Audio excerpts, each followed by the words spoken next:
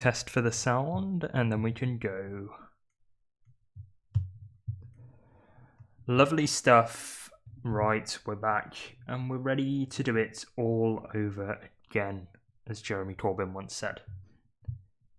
Here we go then. Not too long before the beginning of today's stage then. We're still in the neutral zone. We've got about a kilometre before the day kicks off and the breakaway goes, or at least tries for the first time. And it's a big day ahead of us, a massive day ahead of us. 3 of the biggest climbs on this Tour de France, all packed into one stage, and a summit finish on Isola 2000.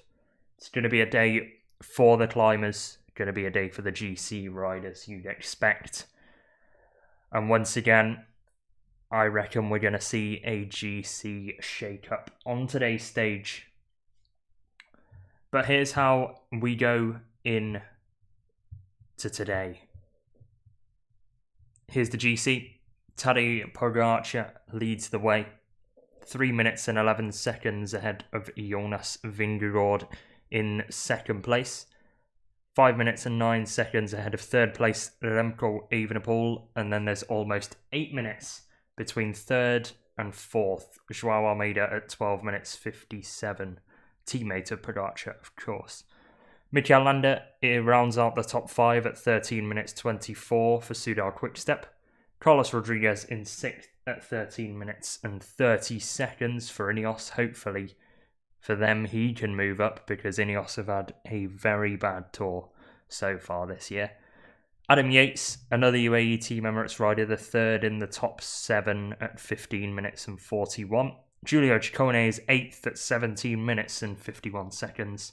And then a real battle. Giulio Ciccone leads for the minor placings in the top 10. Derek G 9th at the moment, 18 minutes and 15 seconds down on Pogacar. Santiago Buitrago 20 seconds behind G.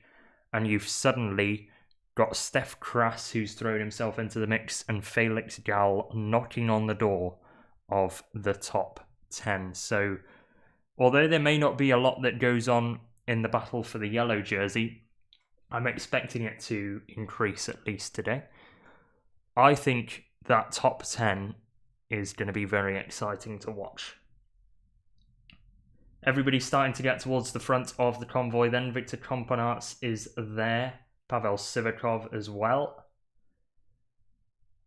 And the tension begins. We've got 300 metres before the start of today's stage. Jake Stewart has abandoned, which is a shame because I haven't updated that graphic.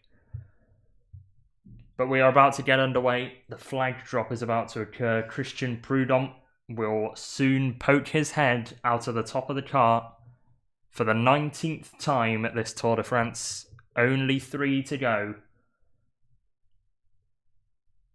The flag will drop and the race will begin. Prudhomme is up and ready to commence the race. One more rider getting onto the rear of the peloton. Wout van Aert. Once he's done that, the race can begin. Big stage ahead of us. Who is going to be bold enough to get into the breakaway and immediately attacking off the bumper of the car? Victor Campenaerts is the first rider to set things alight. Our stage winner yesterday is the first attacker of the day, and he's got an Uno X rider on the wheel. A group of 4 trying to make their way across, and another larger group following in behind. Nils Pollitt as well trying to get involved in this move. But at the moment, Victor Campenaerts and his Uno X counterpart have a very, very small gap on EF-led Chase, which has brought them back. Campenaerts and Abrahamsen, 2 massive engines on the flat. Of course, Abrahamsen, previously in the King of the Mountains jersey, has now been knocked off his perch as the best breakaway or non-GC rider in that competition. And Victor Campenaerts looks over his shoulder. Once again, there is no movement. But there's a short pull on the left-hand side for Total Energy. trying to string out the peloton. They had 4 riders in the breakaway yesterday, including Matteo Jorgenson, who converted a 2nd place finish for the team after a stage win as well on stage 11. That's huge for the wildcard.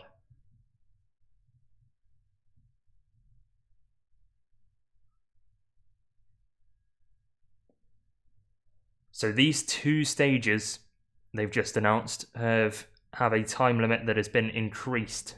So an increased time limit on today's stages by 3 minutes for today and tomorrow. Dun, dun, dun, dun, dun. Back we go. Okay, now it's hopefully updated. No. 2 minutes into the race then, and we have our second attack of the day, instigated by Groupama FDJ, who are of course a man down. We'll talk about that later on today. Valentin Madouas sets off. Nowhere near the top 10 on GC. Will be interesting to see if any of those Derek G style riders pull what Steph Kras did yesterday, an attempt to get into a breakaway to increase their chances in the general classification. But Madouas sets off, and at the moment he is alone, but has been followed by a rider from Lotto Destiny.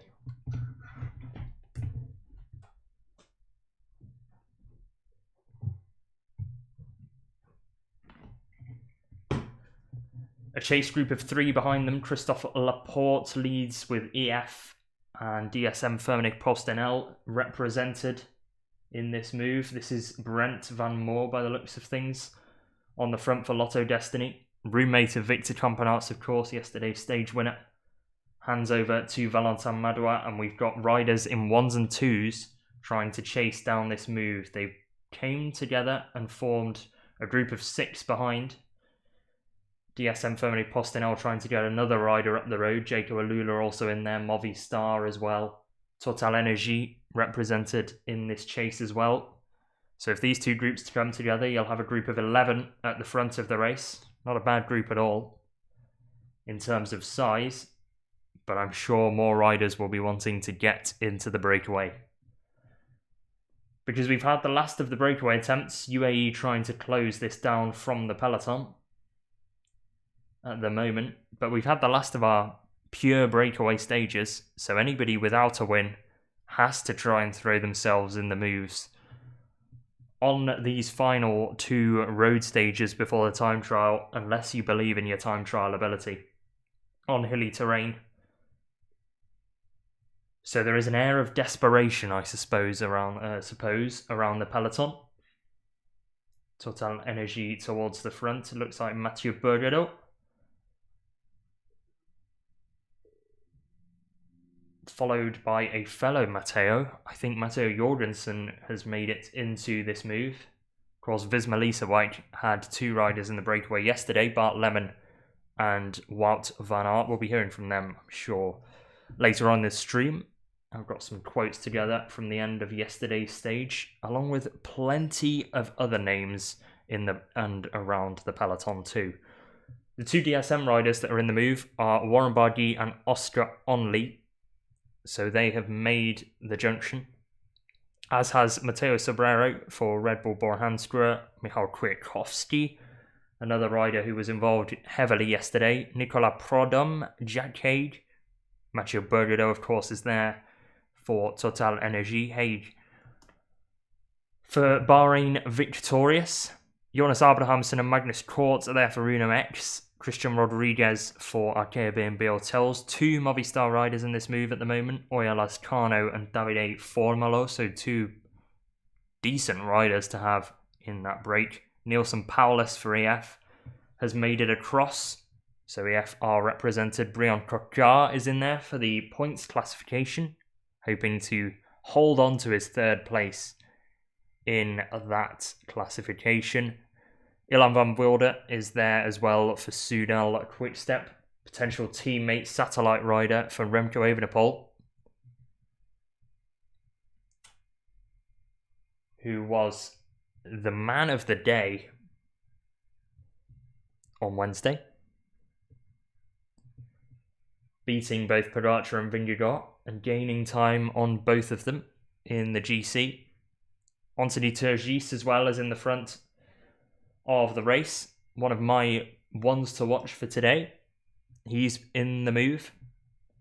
So you've got Turgis and Pogacar both fighting it out for third position in the points classification. Of course, the increase by 3 minutes to the time cut does not help both of them, because that gives them less of a chance to move themselves up if Jasper Philipsen and Biniam Girmay were to finish outside the time limit on one of these next 2 days.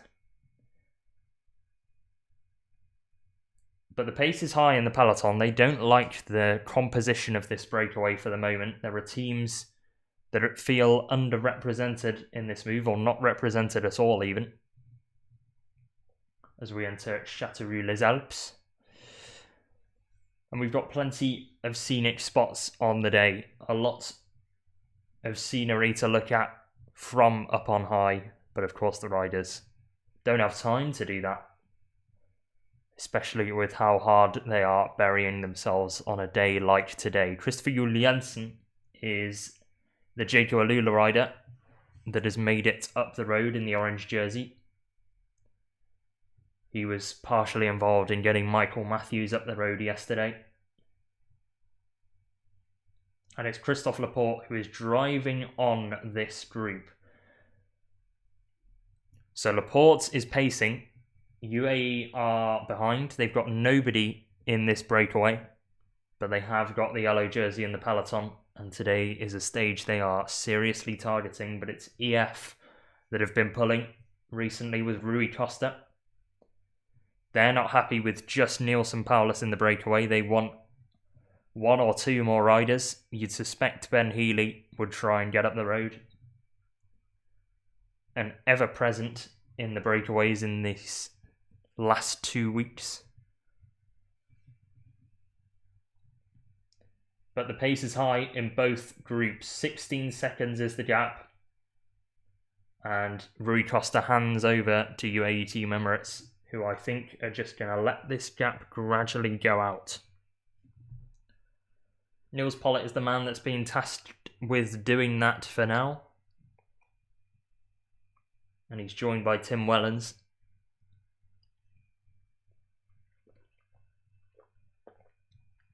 So this is your breakaway then. 21 riders have made it away. You've not got extreme climbing talent like we've had on previous stages. The likes of Wednesday, the likes of Plateau de Bay. Richard Carapaz, of course, Simon Yates was in that move on Wednesday. And Rick Mass as well. But it is a day to try and prove yourself if you are one of the secondary tier breakaway climbers. Like somebody of the ilk of Warren Barguil, somebody of the ilk of Davide Formal or Jack Haig. I'm looking at even Matteo Jorgenson, who they've got to keep an eye on, the top 10. Because Jorgenson is at 22 minutes and 18 seconds down. And they have Wilco Kelderman in that group as well. So Jorgensen, Laporte and Kelderman.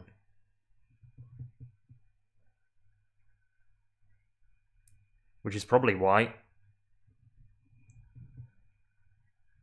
Visma Lease Bike have got so much interest in pushing on.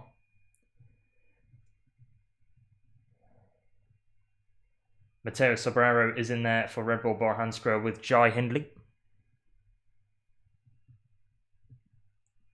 So that's a big climber.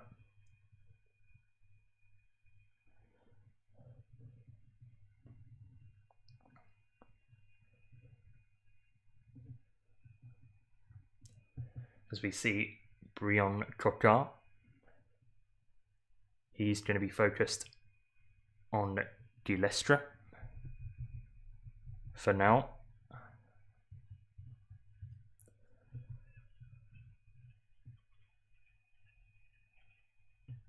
And Burgado and Turgis will be the two riders that are trying to make sure he doesn't take many points. EF Education Easy Post are having to chase once more. We've seen how bad they've been in breakaway formation. They've got away with it, with Richard Carapaz taking home a stage win on stage 17. And this is Tobias Harlan Johannesson at the rear of the peloton, bandaged up left arm, left elbow area. Of course, took a bad fall yesterday. Wasn't able to go onto the podium and collect his combativity prize. Had to get a staff member to do it.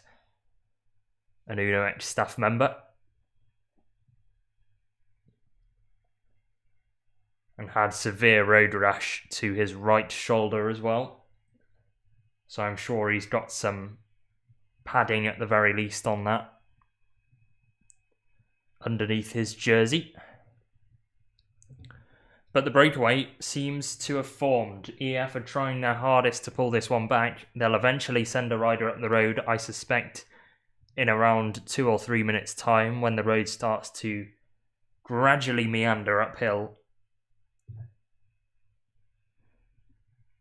Because Nielsen Paulus is the only rider that is in that move for EF. And they do have some climbing talent on that team. Richard Carapaz, of course, is already a stage winner at this Tour de France. Perhaps looking at going for a second stage on a day like this. A man who excels in altitude. Or somebody like Ben Healy, who is just a ridiculous engine. Hasn't got the results on the result sheet that match his performances. His best result being 5th on stage 9. Of course, that gravel stage. But in the long hilly stages, that's where he thrives the most. This is a mountain stage, however, so we can see how he does. Up the longer climbs. So EF are continuing to push on, but for me, the gap is just going to go out because you've got 3 or 4 riders of EF. A couple, of course, trying to conserve energy against 22. As long as they work well together, and I think they all should. They've all got different objectives. Maybe Prodom can sit on the back because I don't see him having any chance. Same with Juliansen. But as long as they all work well with each other, EF will not be able to get another rider into the breakaway. So, let's reflect back on yesterday then. Of course, stage 1 by Victor Campenaerts of Lotto Destiny. Here's what their team manager, Dirk de Mol, had to say at the end of yesterday's stage. De Mol said it was definitely a stage that we had bookmarked that he could win. In January, on the training camp in Denia, he said, "I've got one big goal in my life. I want to win a Tour stage." And Victor Campenaerts just did it. So, wow. He already had in mind which stages would be capable for a breakaway that could make it. He was really thinking about today and saving energy in the past days for today to be there in such a large group of 37 riders. He also had in mind that Michał Kwiatkowski could be the guy to watch. They went away and he just did it. Somehow I was confident in a sprint because he will never win a sprint in a massive group. But in a very small group of 2 or 3 riders, he's strong. We've seen the confidence he had. He's been riding for weeks at a very high level. I was already impressed when Arnaud Delis won the Nationals weeks ago. He was present in the breakaway for the whole day, and in the final, he was still capable to pull to prepare for the sprint. Also in the Tour, he's a very good road captain. Wow, chapeau. Victor is a super professional guy, so he's well prepared when he has something in his mind. That was proved when he broke the world hour record. Who can do that? Not many. There are exceptional guys already, and you have to be so strong in your head. This is also one of the big qualities that he has. Not one single detail will escape him, and doing it at the Tour de France is just wow. So that's the views of Dirk de Mol. We'll be getting the quotes from Victor Campenaerts later on in the stream. But for now, the breakaway has got just under a minute's gap, and once again the gap has risen drastically. At the rear of the peloton at the moment is Jared Drisner's. He's been struggling since the stage to Plateau de Bay. We've seen him often at the back. He's tried a few breakaways as of recent on these stages. And Ugo Page is alongside him. Big job for him today to try and keep Biniam Diomaye in the time cut. Of course, the time cut now has at least been raised slightly to allow more of the sprinters to be able to finish the race. And that comes both today and tomorrow. Georg Zimmermann as well as towards the back. Been a very quiet tour for the German. However, he's been part of a team that have gone very loud this year. Not been too heavily featured in the breakaways as Georg Zimmermann. But I'm sure the 26-year-old might have something cooking up for tomorrow's stage, potentially saving some energy. Wilco Kelderman has just attacked off the front of the breakaway, joined by Matteo Jorgenson. I think that's the wrong Total Energy rider that they wanted to get into that move. And although the gap is 59 seconds, suddenly it's all beginning to go a little bit pear-shaped in the breakaway. Riders aren't cooperating well together. And that has been proved by Visma Lease Bike not being happy to try and work with everybody else. They've sent Kelderman off the front and he's been joined by Paulus and Bergerdo for now. Currently sat at the rear is Valentin Madouas, along with Christopher Jules Janssen. Jules Janssen, of course, no chance that he's going to pace. Valentin Madouas has shown good climbing legs in the past. Of course, being involved on Wednesday's stage in a chase group with Guillaume Martin that almost went on to win the stage. Went a little bit too early, however, and were reeled in by Carapaz and Yates, with Carapaz eventually taking the stage win. But Jorgenson is alongside Wilco Kelderman, and they have been reeled in by the rest of the breakaway, headed by DSM Firmenich Postenel.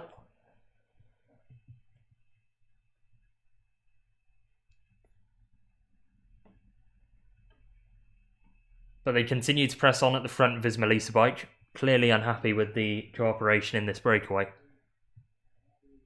And Kelderman continues to press on. 128.7 kilometres remain in what is going to be an incredibly difficult day. Around 145 kilometres in length, and it finishes on a real killer of a final climb. We'll look at the profile in a short while, probably once we're on the Col de Var. I'd like to go through all of the quotes from stages, or quotes from the stage yesterday, should I say. Visma Lease Bike continue on the front, however, and once again they're slowly prizing small groups away from this breakaway. The gap to the peloton has closed by around 8 seconds. So they're now at 52 seconds. EF seemingly still chasing on. Not seen any shots of the peloton since. But I'm inclined to believe that EF will be the team that are pushing things at the front of the peloton. Currently pushing things down the descent in the breakaway is Christophe Laporte, the European champion on a Visma Lease Bike, being closely followed by his teammates and Nielsen Paulus as well. But he has the whole breakaway lined out at the moment.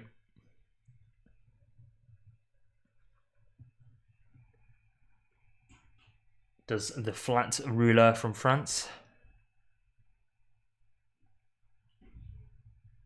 Brent Van Meer lobs a bottle to a fan, and a group of 4 slightly off the back of this peloton. One of the Movistar riders leads it. Brent Van Meer is sat second wheel in this small group of 4. Then Juliansen and Madouas, but they have made it onto the rear of the Visma Leasebike-led breakaway, who are continuing to push on, and the gap has opened at least since Christophe Laporte went to the front of the race to pull some important turns for the team that currently have second in the general classification on their roster. Jonas Vingegaard, what has he got on today's stage? What can he do?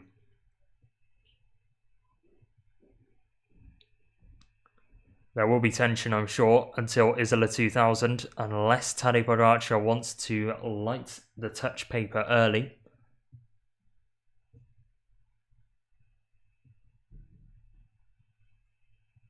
But one rider that did make it into the breakaway yesterday was Bart Lemon. He was joined by Wout van Aert. Neither of them managed to convert it into a result. And Jonas, of course, didn't lose time. It wasn't a stage where we were expecting the GC riders to lose time.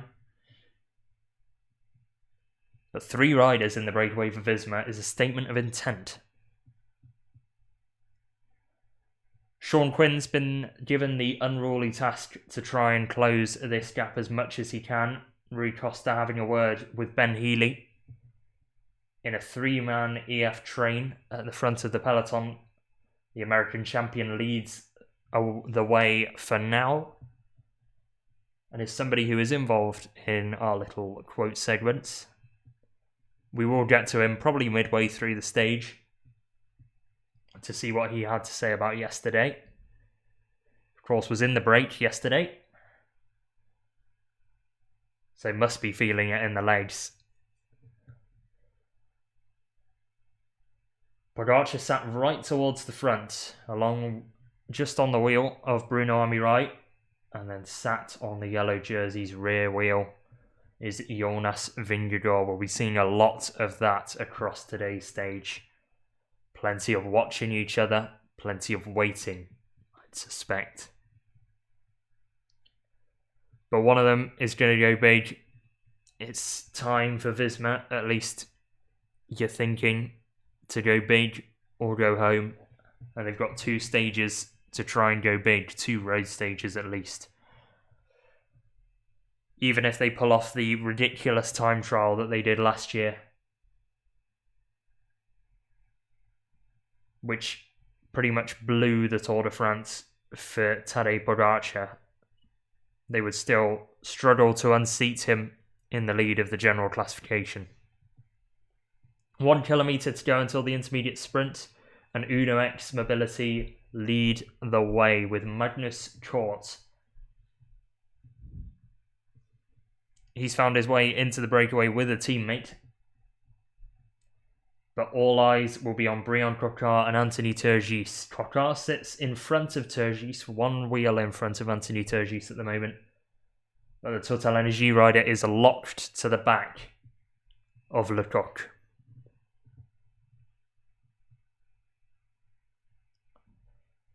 Jai Hindley has made it in the move. He sat pretty towards the front of the breakaway. And a breakaway which is holding the gap to the peloton, the EF-led peloton. And at the moment they are keeping all of their flat rouleurs in the break, which is a good sign. But now riders will start looking around. We've got 300 metres to go until the intermediate sprint. Brian Coquard is currently leading the sort of track sprint going on here. Anthony Turgis sat second wheel. Uno X have got a rider in third wheel, and Turgis lights it up. So does Brian Coquard. Coquard has the inside line, but Turgis is trying to go all the way around the outside, 100 metres until the line. And we come back to a picture, and Brian Coquard takes 20 points for winning the intermediate sprint. Anthony Turgis in second, with Brent Van Moor taking home third place. So Coquard staves off the challenge from Anthony Turgis, at least for now, and moves himself slightly further clear in third position. in the green jersey rankings.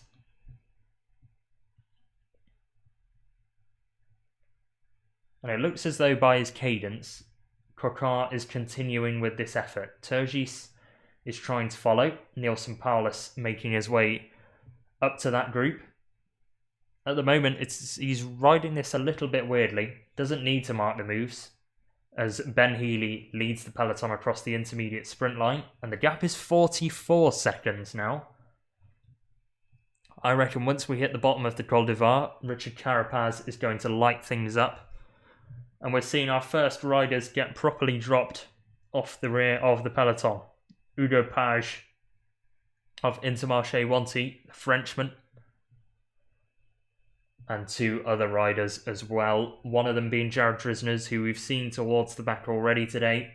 Niels Eekhoff has joined him. And those are the 2 riders at the rear at the moment. So they are the last 2 riders in the peloton. We'll be seeing the sprinters gradually drop on the Col d'Ivoire under the pace of the peloton, especially if EF continue this infernal tempo they've got at the front of the peloton for now. And the infernal tempo has cut the gap by another 10 seconds. 35 seconds is the lead for the head of the race. As just getting some assistance from the car of Total Energie is Sandy Dujardin. Was classified as their sprinter going into the race, at least in my books. But there was no real pressure on him. Hasn't finished in the top 10 on any stage at this year's Tour. However, Total do have their stage win and did get a very impressive second place in yesterday's stage with Mathieu Verchet. So Carapaz is trying to get across to the group at the head of the race. Egan Bernal following in behind him. So 2 riders who are incredibly good at altitude, 2 South Americans, and 2 very good talents. Grand Tour winners, of course, the pair of them. Richard Carapaz in the Giro, and Egan Bernal at the Tour de France. So Carapaz attacks Bernal in the wheel, off of the pace of Jaco Alula. At the moment, Simon Yates is nowhere to be seen to attack off that tempo, as Brian Coquard calls it a day. He's done his job and is now going to gradually monitor his cadence and monitor his watts to just make sure that he is within the time cut. Carapaz flies past him like an amateur cyclist is on the road, and Davide Formolo is the next man to be swallowed up by this duo of riders who are chasing the lead group. Through goes Carapaz and Bernal. A rider from DSM Fone Postinel was trying to get onto the wheel of the Colombian.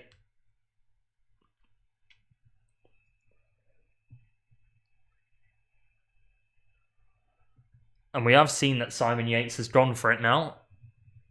So Simon Yates is trying to make it across to this group as well. Yates and Carapaz continuing their battle, at least from stage 17.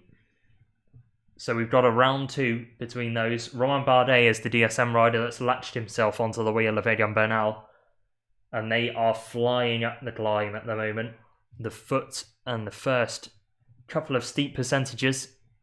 Simon Yates just about within camera shot behind.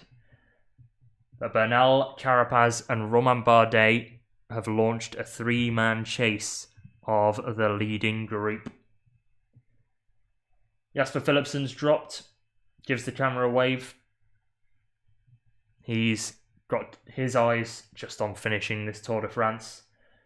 And off the front of the peloton is Visma Lease a Bike once more. Big notes there that King in the Mountains is Joseph Lloyd Dombrowski, the King.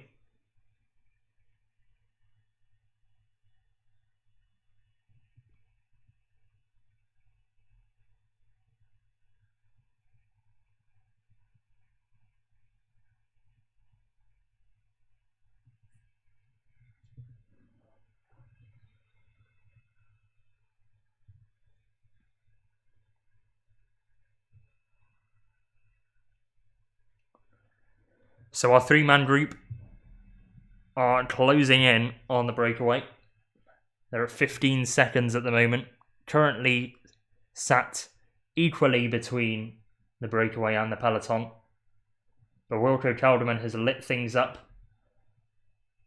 at the front of the breakaway and on the beginning of the Col de Var. Kwiatkowski looking over his shoulder, trying to find Egan Bernal and pilot him to the breakaway.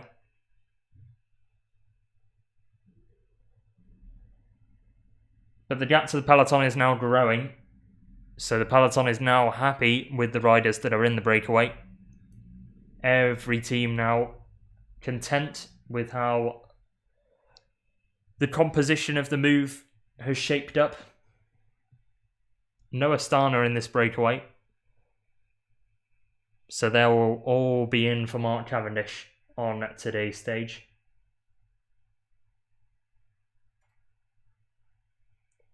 Onto the Turgis, just being dropped off the rear of the peloton. Again, his job is done. He's tried to get as many sprint points as he can, but the mission has been failed because he's failed to close on Brian Cocard, who currently holds third place in the green jersey classification. So our three-man group have caught Christopher Juliansen and Christophe Laporte. Juliansen will be tasked with trying to get Simon Yates to the breakaway. And at the moment, Simon Yates has in sight Christophe Laporte.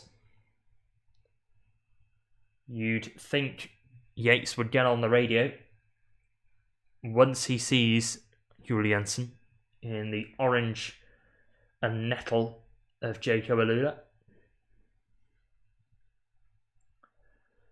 Having to go the long way around the outside of Christophe Laporte, who did his job, pressed on in the valley and ensured that Matteo Jorgenson and Remco Kelderman are the two riders in the move.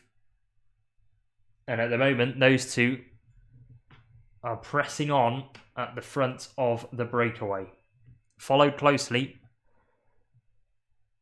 by Ilan van Wilde of Soudal Quickstep.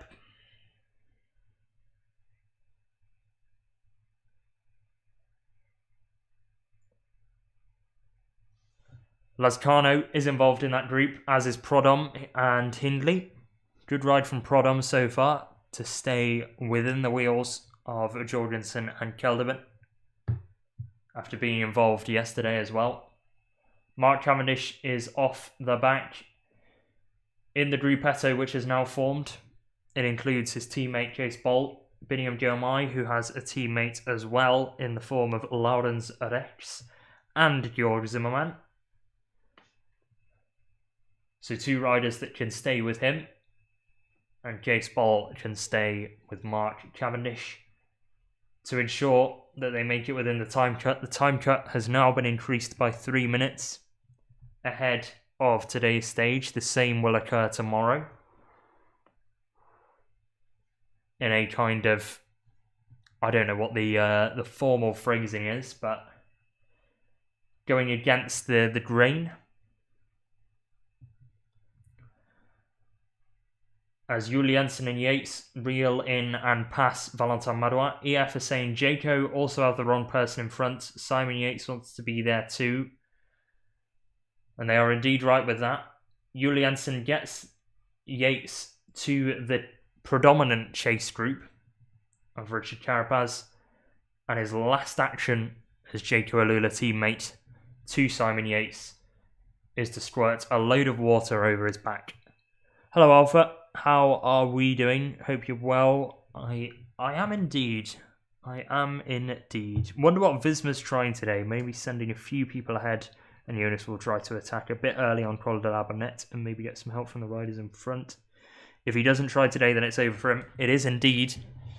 He's going to have to roll the dice, but this is a stage that Pogacar knows like the back of his hand.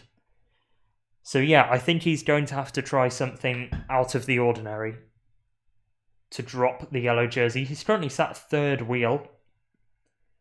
which is 4 wheels ahead of Tadej Pogacar in the peloton. But yeah, he's going to have to try something bold. I potentially agree with your view that he's going to go on the all category climb of the Cime de la Bonette.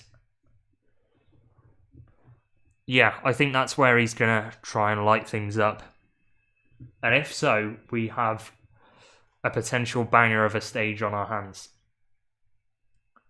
At the moment, Neilson Powless is burying himself for Richard Carapaz, the American on the American team, EF Education Easy Post, who finally have their man in the move. So do Jaco Alula. With Simon Yates, Egan Bernal's hopped along for the ride, and so has Romain Bardet, and he will join Warren Barguil and Oscar Onley to make a very talented trio for DSM Firmenich PostNL.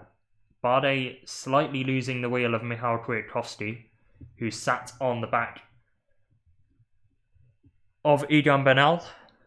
So Bernal's got himself a teammate there as well.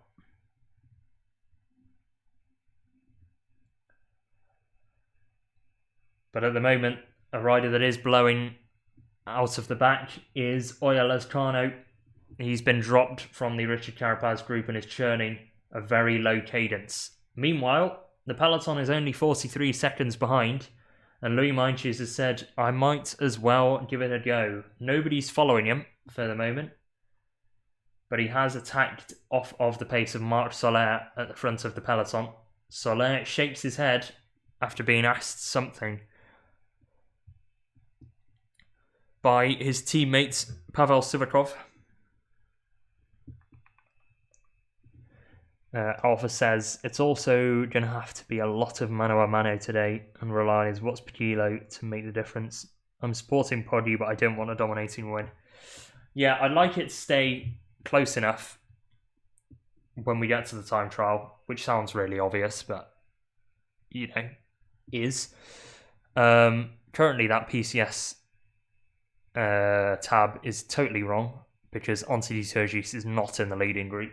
He's well off the back of the peloton now. As Simon Yates is on his own.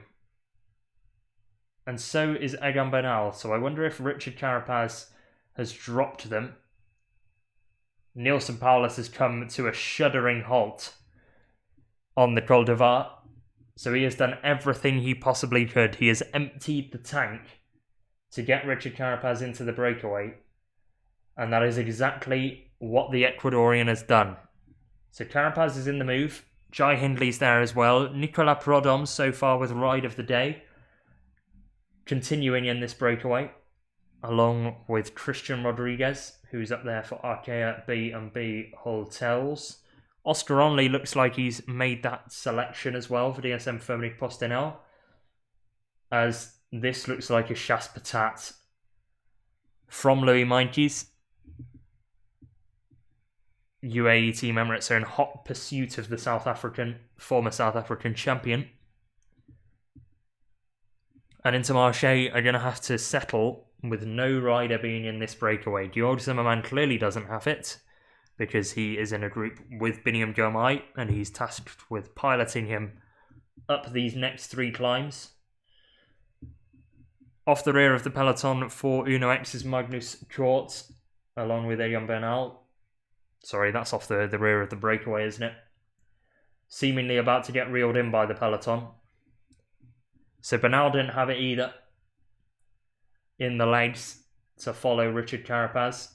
And Neilson Powless has been caught. Big ride from him to make sure that his team leader has got to the front of the pack.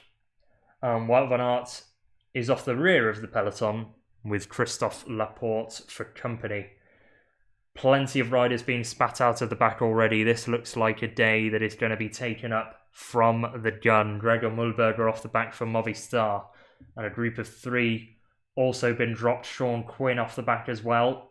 Geraint Thomas is one of those 3 in that group off the back, along with Nons Peters. And one of the riders from Arkea B&B Hotels, I think is Volcala.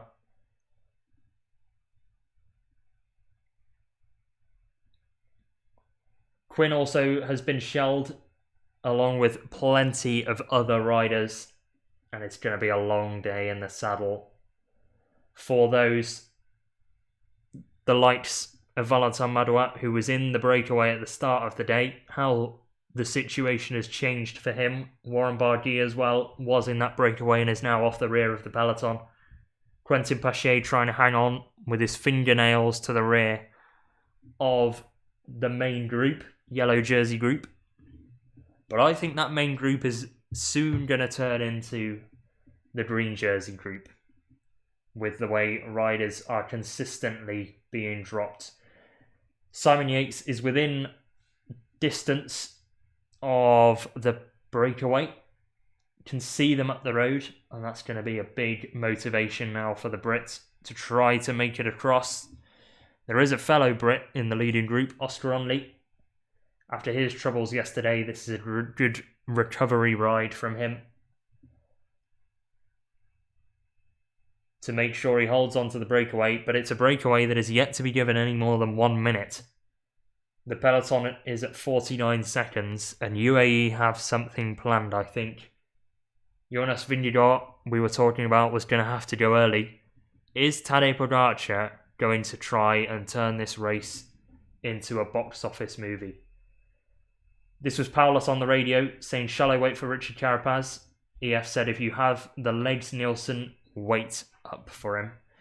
And Paulus did have the legs, at least to make the gap up to the front of the race and ensure that Carapaz is in the leading group. Julien Bernard hanging on to the rear of the peloton for now, which is still led by UAE Team Emirates, barring victorious rider Wout Poels is towards the rear as well. So these are very good climbers getting dropped off the back of the peloton already. We've only done, 28.5 kilometres in this race. Romain Bardet could not hang on to the wheel of Richard Carapaz and Simon Yates, and he has now been reeled in by the peloton, which is 53 seconds behind the breakaway. This peloton is not giving the leading group any time of day at the moment. And it's a leading group that now has the addition of Simon Yates onto it. He has made it up to the front group and is sat on the wheel of Richard Carapaz. And both of those riders will continue their battle that they had on Wednesday into a second round. Can Yates level the scoring?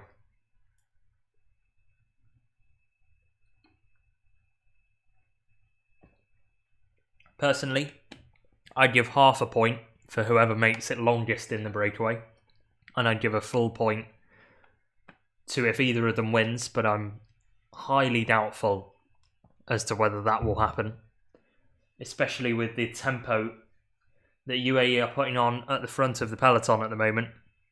And it means some of their own riders are being dropped off of the back, notably Nils Pollitt and Tim Wellens. Well, Tim Wellens has already gone, of course. Nils Pollitt trying to hang on, along with Joao Almeida, who I think is keeping his cards close to his chest and sitting at the rear of the peloton at the moment. He might have been rumbled by that camera angle that showed him at the back of the peloton. But both of them are clinging on. And this is a vastly reduced group now. Visma Lease Bike also have riders that are struggling to hold this tempo. Tish Benoot and Bart Lemon. Christophe Laporte's already off the back, along with Wout van Aert, as Almeida and Pogacar have a conversation. Currently sat behind Louis Meintjes on the road. I wonder what they've got planned. And whatever they have planned, I'm sure it's going to be extravagant and it's going to be entertaining. The peloton are about to reel in 2 more riders. The gap is still only 59 seconds. As Magnus Cort is about to get caught by the peloton. And the breakaway continues to press on the front. Led by Ilan van Wilde for the moment. Visma Lease Bike have finally come off the front of the breakaway. And Kelderman and Jorgenson now sat right at the back of the leading group. Egan Bernal has been reeled in as well. So both Ineos riders that have tried to get up the road have not done so successfully, which puts Carlos Rodriguez in a little bit of trouble. Of course, in a big battle with some of the UAE teammates to preserve a top 5 place or gain one by the end of this Tour de France. The podium's all but locked out. There's 8 minutes between 3rd place Remco Evenepoel and 4th placed Joao Almeida. So I think the podium's off for Ineos, but a top 5 is on the cards. However, Carlos Rodriguez will have to try and get something himself. He does have teammates at the moment. Kwiatkowski has hung on to the peloton. Laurens de Plus is there as well. So he is not without teammates for now, but I suspect Kwiatkowski and Egan Bernal will be shortly dropped as Pavel Sivakov now takes over from Marc Soler, who slots in second wheel. Adam Yates towards the front as well, monitoring things, as is Mikel Landa and Jan Geert for Soudal Quickstep. Jan Geert played a big role on Wednesday's stage. Mikel Landa, of course, is the main domestique for Remco Evenepoel. So Remco's got riders as well, and of course has Ilan van Wilde up the road.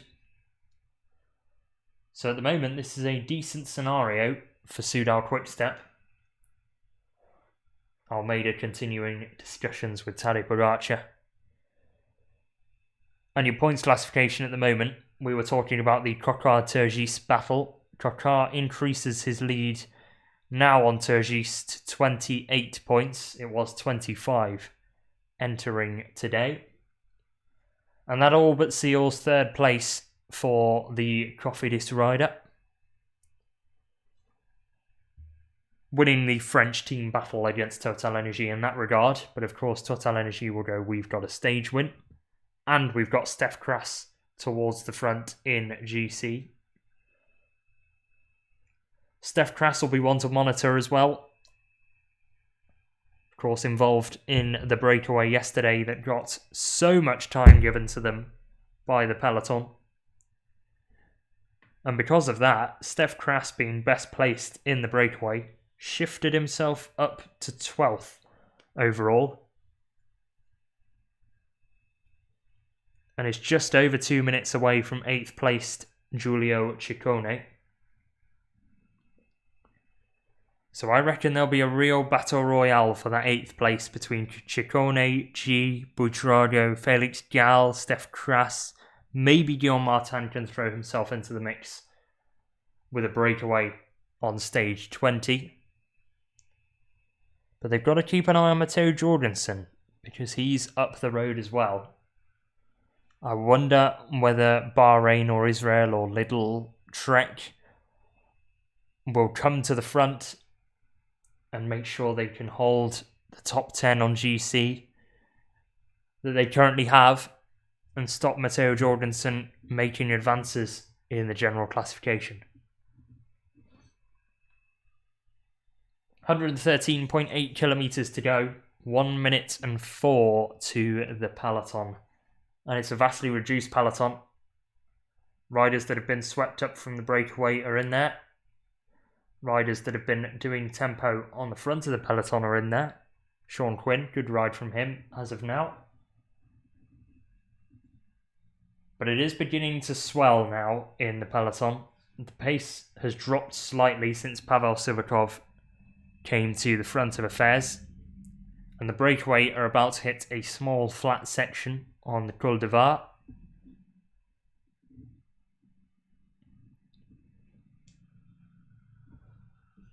A minute 9 the gap. This is among the highest time gap it's been. Did creep over a minute 10 for a brief period. But at the moment, the gap is 1 minute and 9 seconds it is increasingly not looking like a day for the breakaway. I don't know about the weather in France, but it's pretty warm where I am at the moment. I think I'm going to gradually boil, so that's going to be another feature of the stream, I'm sure.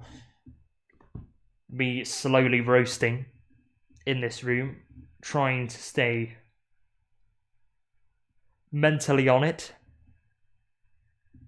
And so will the riders, with over 4,500 meters of climbing to do today.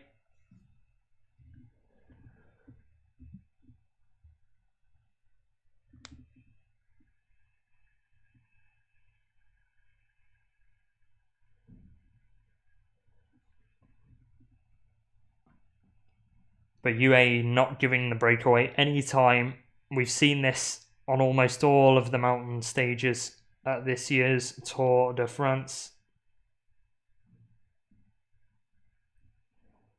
And today is no exception.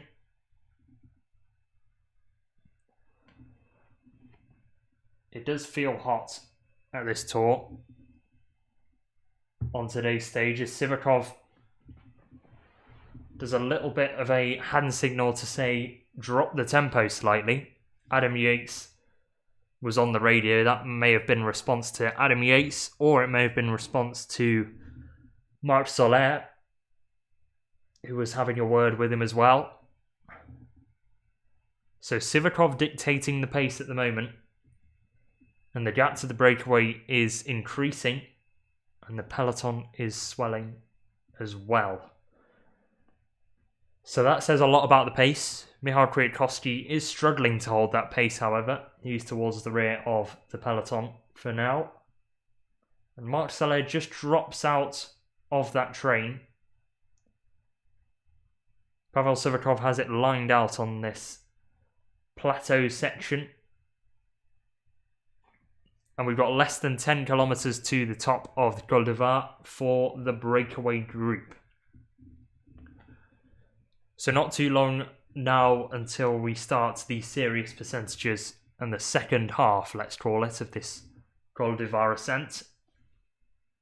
4 minutes and 42 seconds and gaining for the green jersey group. And it's a big day for the King of the Mountains. Of course, Carapaz being in the breakaway is well placed in that classification, currently sitting in 5th on 37 points. Oya Lazcano, his nearest rival in 4th, has been dropped. And of course, Pogacar, who leads the way on 77, is sat in the peloton for the moment. And I don't think is interested in the King of the Mountains jersey, although an attack on the Cime de la Bonnette may accidentally throw him back into the polka dot jersey at the end of today. And of course, he got 40 points for going over the Cime de la Bonnette in first place. Carapaz has to make up 40 points on Pogacar. So 40 is the magic number in the King of the Mountains classification. I suspect Pogacar will take the win on Isola 2000, which would give him 10 more points in that classification. So Carapaz has a big job to make sure he's first over the top of the Col de Var and then the Cime de la Bonnette to all but seal the King of the Mountains jersey on his shoulders, at least for tomorrow. Can he do that? We will find out fairly shortly. 8.4 kilometres to go until the top of our first climb of the day.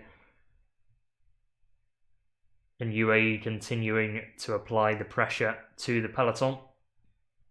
Ineos have now got into colour order. They've got 4 riders towards the front of affairs in the peloton. As Remco Evenepoel waves his hand as if to ask for riders to come in front of him.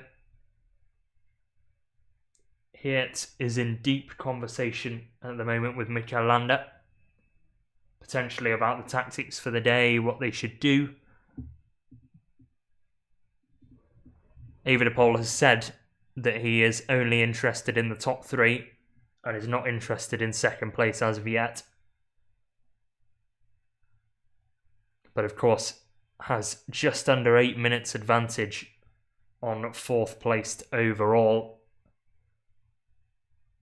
which could soon be his teammate, depending on how the stage plays out. Mikel Landa towards the front on GC as well.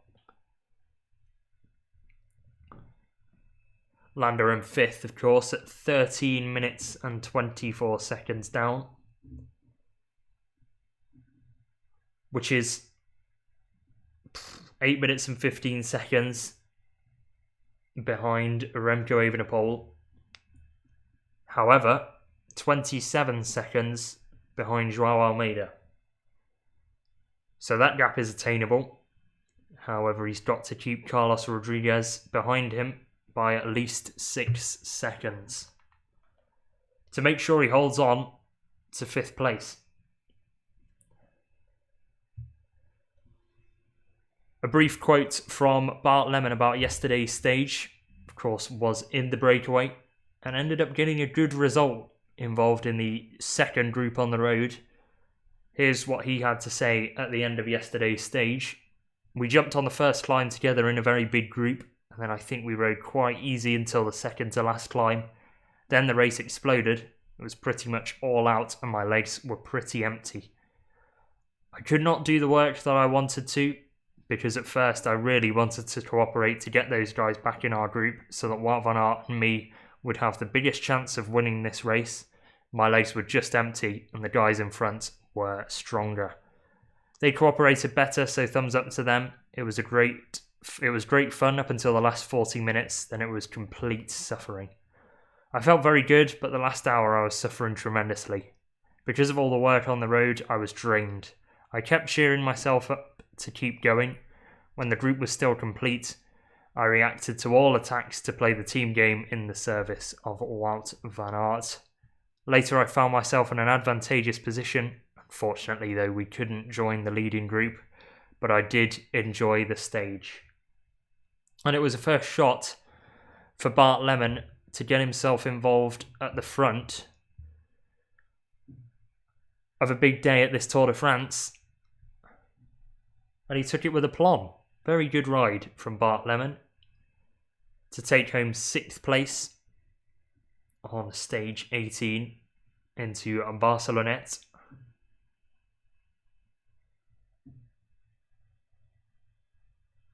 The gap now to the peloton from the breakaway is just under 2 minutes. So it has grown drastically. And that may be because Wilco Kelderman is once again at the front of the race. And that gap is opening. Of course, UAE want to control this to make sure that Jonas doesn't have too many satellite riders, especially if they do want to go for an attack on the Cima de la Bonnette, because that's where satellite riders are most useful, in the valleys, when you get the most draft benefit. But yeah, for the moment, this stage hangs in the balance in terms of where Pogacar is going to see his chance to attack, or where Jonas sees his chance to attack.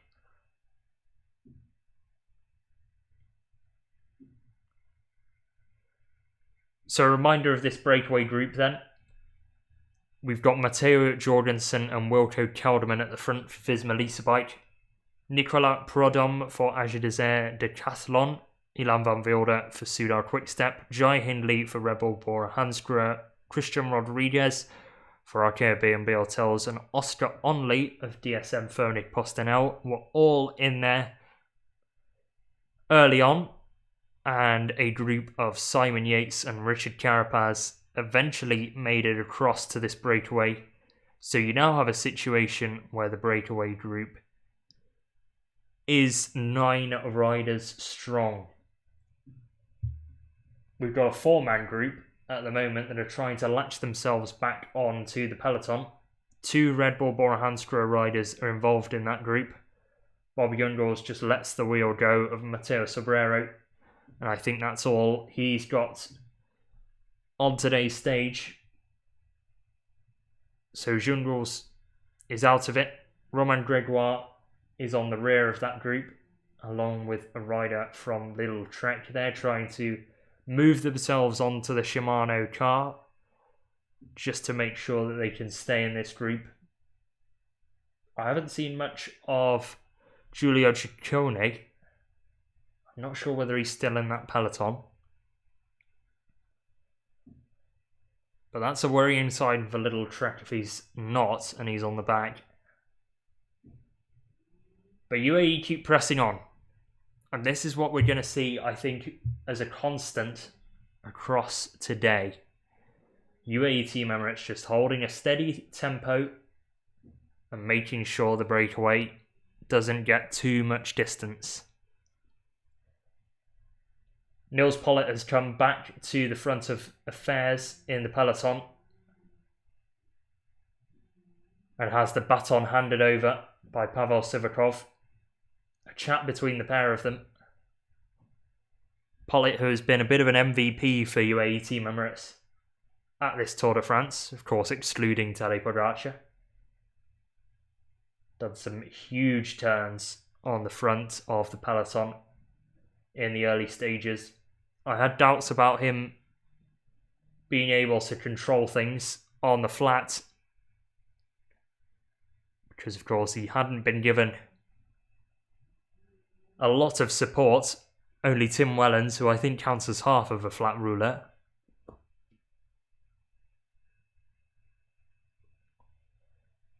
But the gap is 2 minutes and 10 seconds. 5 kilometres to go until the top of Col de Var for the breakaway. And 20 points will be handed out at the top of the Or category test. And our first test of the day. We've done over an hour in the saddle now. And we've gone at an average of 36 kilometres an hour, just under.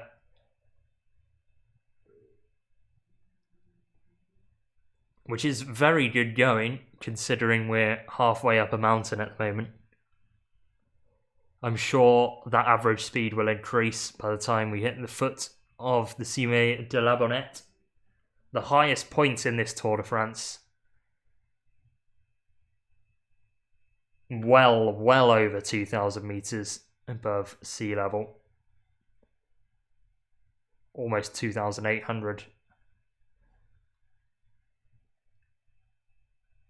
As Oscar Onley's getting interviewed by Eurosport on my screen at the moment. If you do want to sync up with your TV pictures or wherever you're watching it, at the moment I'm on 106.7 kilometres to go, which has just ticked now to 106.6. It will tick to 106.5. Bam, bam, bam, bam, bam, bam. Now. So there we are. If you do want to sync up, that's where we are. 2 minutes and 20 seconds between the peloton and the breakaway, and we've got ourselves an abandonment. Niels Eekhoff has called it quits at this Tour de France. That's him out of the race. I suspect Jared Drisner's will be the next one to go because the Australian was alongside Eekhoff when they were first being dropped just before the Col de Var, the start of the Col de Var.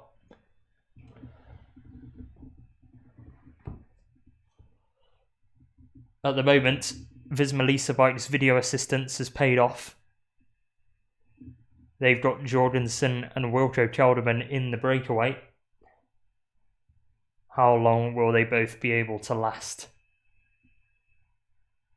Jorgenson, a friend of the King of the Mountains holder on the Col de Var. I assume they do it off Strava. Joe Dombrowski. Dombrowski has done training with Matteo Jorgenson and Will Barter. So I am taking that as a partial involvement in the success of Matteo Jorgenson this season at the likes of Paris-Nice. But at the moment, Wilco Kelderman is piloting the American to the top of the Col de Var. Then we will plunge down the descent, hit a 10 or so kilometre, 15 probably kilometre valley section on a false flat downhill, and then comes the Cime de la Bonnette. We're going to hit percentages of around 13-14% very shortly. And those are the hardest percentages in that second half of the climb of the Col de Var.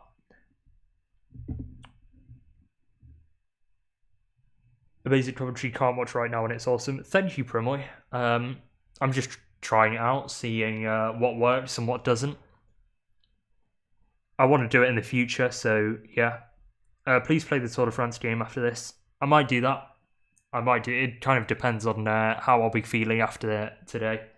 If it is an especially difficult stage, or a stage where so much has gone on, and we've got to talk so much about what happened, then maybe we won't have time for it. But I might load up Tour de France, we'll see. Maybe we'll do a little prediction of tomorrow's stage as well. Do a little play of that. And maybe sim it a couple of times to see which riders are towards the front. Create a little prediction maybe from the game. But 3.2 kilometres remain. I'd be down for that. I'd have to start up a new stream to do it, but yeah, I'll definitely do that. 105 kilometres remain in the day. 3 kilometres until the top of the Col de Var. And Richard Carapaz is probably staring 20 points in the face and thinking that that is highly attainable, especially now with the peloton at over 2.5 minutes behind. He is standing to gain a large distance in the King of the Mountains classification. The peloton still being strung out by UAE Team Emirates. Still in a relative line. Pollitt leads the way. On his wheel, Pavel Sivakov.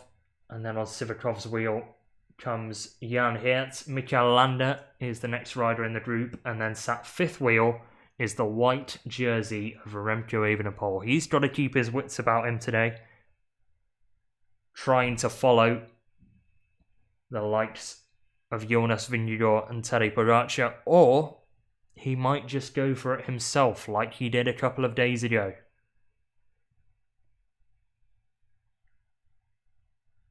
Will we see that from Remco? I'm not so sure, especially on a day like today, which is so difficult. Over 4,500 climbing meters to be raced today. And we're only just getting started on the Col de Var. Oscar Onley takes a turn at the front of the peloton. No mechanical troubles for him, unlike yesterday. Flicks the left elbow out and hands over to Jai Hindley, who continues to increase the gap to the peloton. Now 2 minutes and 49 seconds. Big ride from Nicolas Prodhomme. Been singing his praises all day. Put the actual Tour de France riders into the game for each lineup and any of the teams we create custom lineup. I think I've already got the Tour de France start list loaded. I'll double check that. So yeah, I'll probably do that at the end of this stream. As Arkea B&B Hotels hand out a bottle to one of their riders in the breakaway. That is Christian Rodriguez, the Spaniard, who was involved in the breakaway, let's remember, on stage 2, which was won by Kevin Vauquelin, a fellow teammate. This time Rodriguez has been given a chance on his own to try and prove himself, and it's his kind of terrain. He prefers the longer mountains and the more difficult mountains, whereas Vauquelin is more of a punchy rider.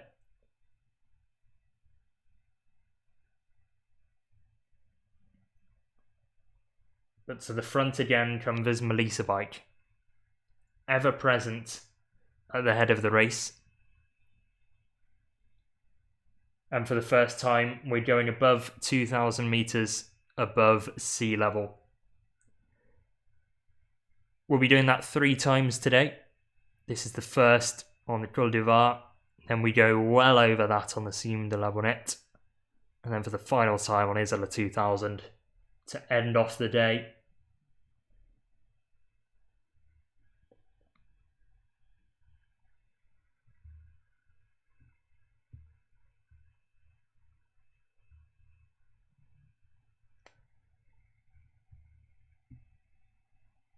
So our situation at the moment is fairly stable.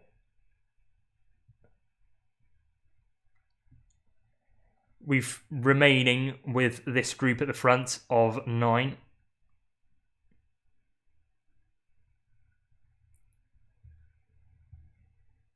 And Nicolas Prodhomme is the outsider in this group of Decathlon Age Desert. Potentially a satellite rider for somebody like Felix Gall, who's currently sat just outside the top 10 overall, looking to move himself up. Of course, was such a brilliant performer in the final week of last year's Tour de France, getting an important stage win for what was then Age Desert Citroën, and taking the role of leader of that team very nicely. Ben O'Connor handing that role over after having a terrible start to his Tour de France of 2023. Of course, not here this year, and potentially on the move is Ben O'Connor. That's what's being talked about in the media, that it may be his last season with Decathlon Age Desert before he seeks pastures new. I wonder where he's going to end up if he does go, because that is a very talented climber who could be on the market. Carapaz has come to the front of the breakaway and has increased the tempo. That has meant that Christian Rodriguez and Simon Yates at the rear of this breakaway have had to do a little surge to make sure they get on to the back of that break. 20 points, as I say, over the top of the climb, and then 15 for second place. I don't think any of the rest of them care about second place on the road. But Carapaz continues. He's got 350 metres left of his effort until he reaches his first goal of today.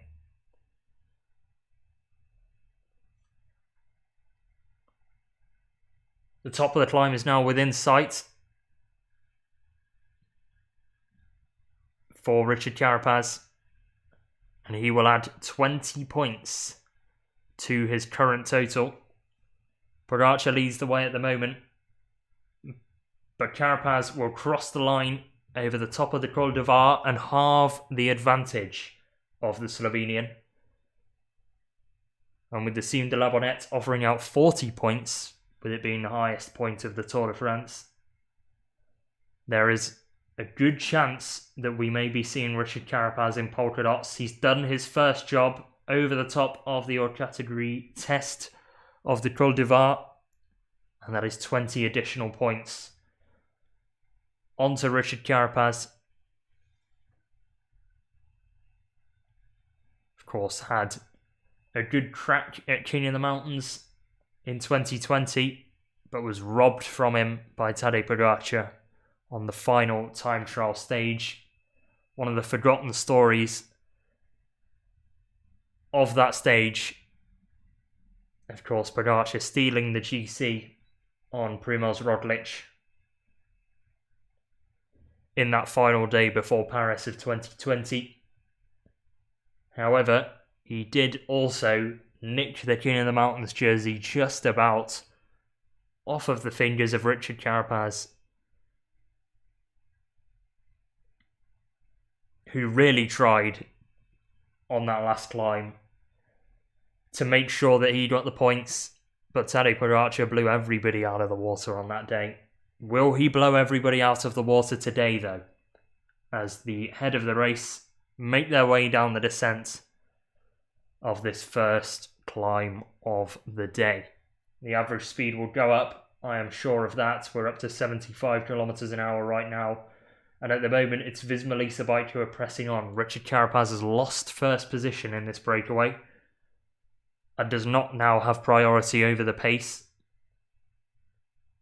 At the moment, I think it's Wilco Kelderman that leads the way for now. And he has strung this leading group out drastically. 3 minutes and 32 to the peloton. That will be an updated time gap once they make it over our first test of the day. The leading group are plunging towards the second at the Cime de la Bonnette. Our second challenge for the riders to traverse.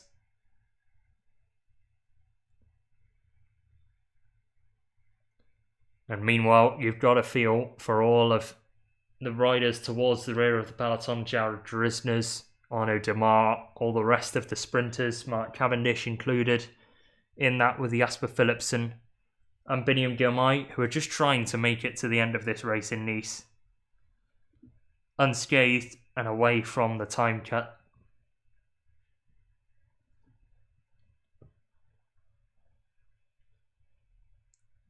But we've already cracked off 45 kilometres in this stage.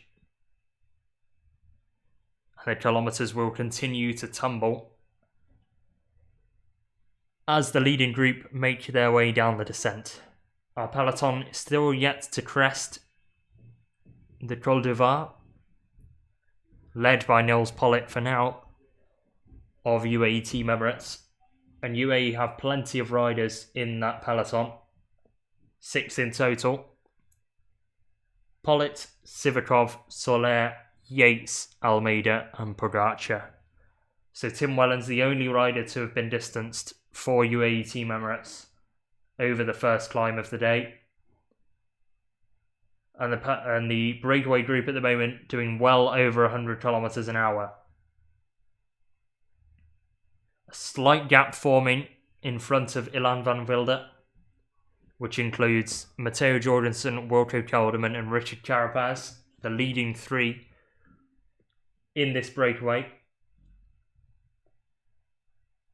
The group of the green jersey, which is considered the gruppetto now, is at 8 minutes and 54 seconds behind the leaders.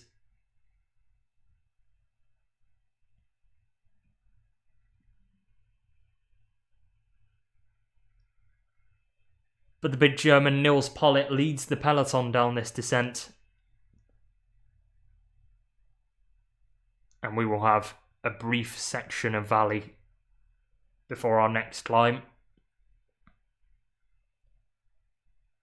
97 kilometres remain. 3 minutes and 36 is the advantage of the lead group on the peloton, with the green jersey group now over 9 minutes behind. Of course, the time cut has been increased by 3 minutes today and tomorrow to make sure that more of the sprinters cross the line within the time cut and make it to Nice. Of course, the final stage being in Nice this year, not Paris. But with his victory over the top of the Col du Var, Richard Carapaz moves himself into 3rd position in the virtual King of the Mountains classification. Neither Pogacar or Vingegaard took any points on that climb, as well as now the 2 rivals behind him in Oya Lazcano and Remco Evenepoel.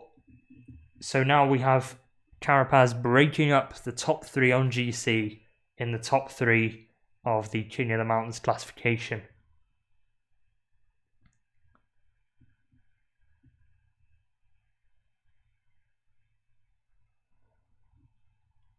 Oscar Onley's doing very well to stick onto this breakaway group, only 21 years of age, the man from Scotland, who didn't have a great time of it yesterday. First of all, having a spare wheel from the Shimano neutral service motorbike, and then going back onto his original bike. Being dropped from the breakaway group, and of course the team cars not being there for him to make his way back on.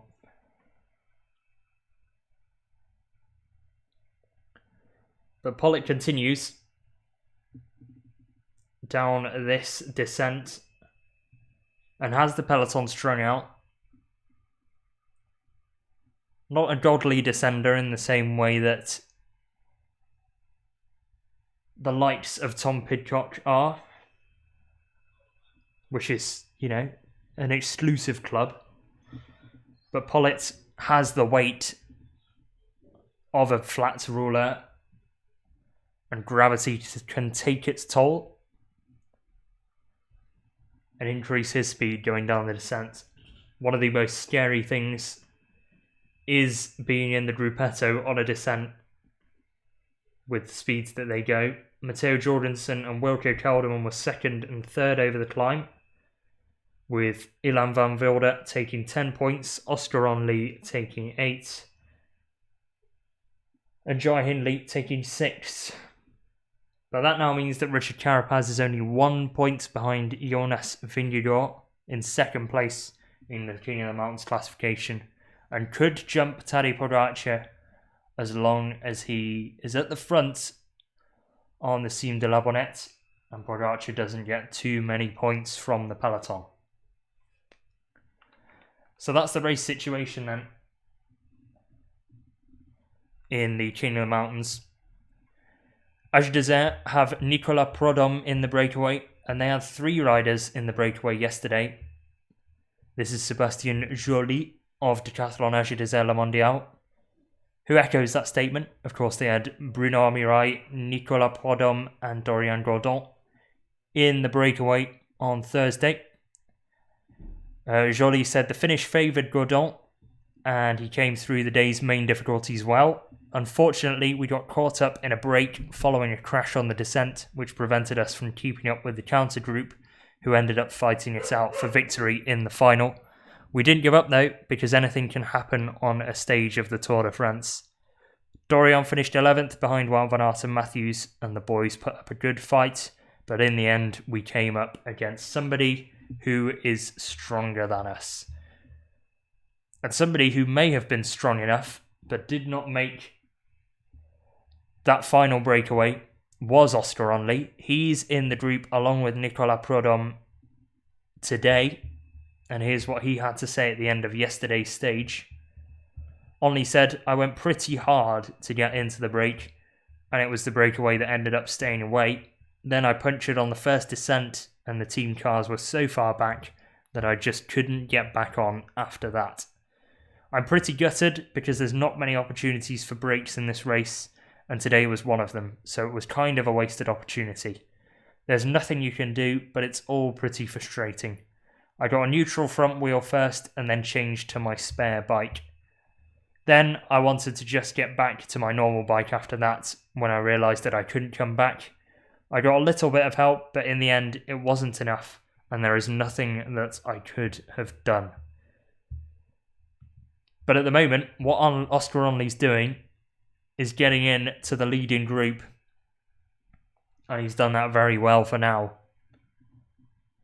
He's in a leading group of 9 with Matteo Jorgenson and Wilco Kelderman, the only team with 2 riders in this breakaway, Visma Lease bike. Simon Yates of Jayco Alula, a fellow Brit, alongside Oscar Onley. Nicolas Prudhomme, the Frenchman of French team Decathlon Age d'Isère La Mondiale. Ilan van Wilde, the Belgian, on the Belgian team, Soudal Quickstep.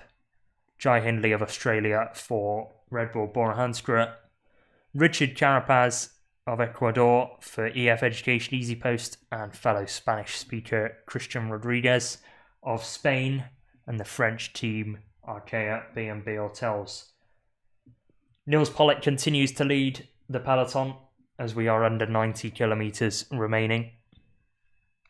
Alpha says, Poddy looks so easy, the tour seems over. Yeah, Tadej was won, but it's over. Bold of you calling the victor with 89.6 kilometres remaining, but there we are.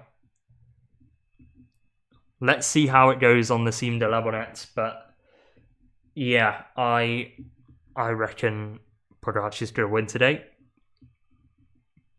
But you've got to try and hype it up. I'm sure Jonas will give it a go. And he's got 2 riders in the breakaway that he can use as satellites. However, at the moment, I'm just thinking that legs are beating tactics, which is incredible after what Pogacar was saying.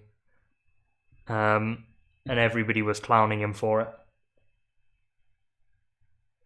But if you have a good enough team around you and are in good enough shape, you can beat anybody.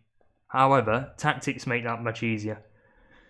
Alpha's crossing his fingers for a huge fight and Jonas to take 1 minute and 45. That would be very juicy indeed. I'd like that. Especially going into the final mountain stage before the time trial.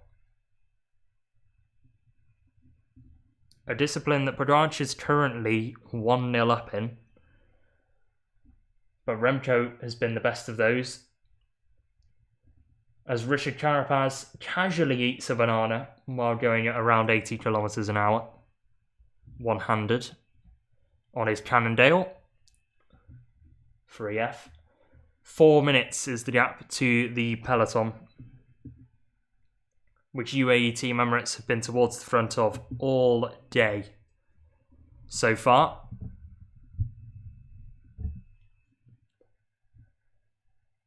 And 9 minutes 50 is the gap to the group of Biniam Girmay and the rest of the Gruppetto,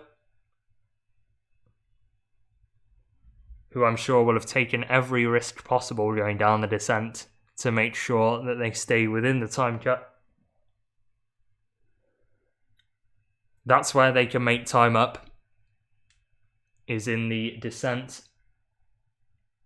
Potentially on the valley, but they don't have a motorbike sat in front of them to offer up some protection from the wind, so the gap probably stabilises on the flat and then they lose time going up the climbs. Spuddy says, where's Healy and Bennett? Healy has been involved at the front of affairs at the start of today, but was involved in setting up for Richard Carapaz to attack. Sam Bennett, he abandoned yesterday, midway through the stage, so hasn't, of course, started today. So it's all over for Sam Bennett. However, there was no real stages that he could impose himself on at the rest of this Tour de France, so it probably makes sense to reduce your race days and call it quits there. Of course, it's nice to finish from the perspective of completing the Tour in its entirety. But yeah, Ben Healy has done his role at the start of today. He might still be in the peloton. I'll keep an eye out, Spuddy. But he was tasked with pacing on the flat section just before and just after the intermediate sprint. Richard Carapaz then went on an attack at the foot of the Col de Var, joined up with Nilson Paulus, who was already in the breakaway for EF. And then Paulus sacrificed himself to make sure Carapaz got to the front of the race. And at the moment, that front of the race has 4 minutes. Alfa Eagle says, Remco is incredible. Didn't expect he would still be here.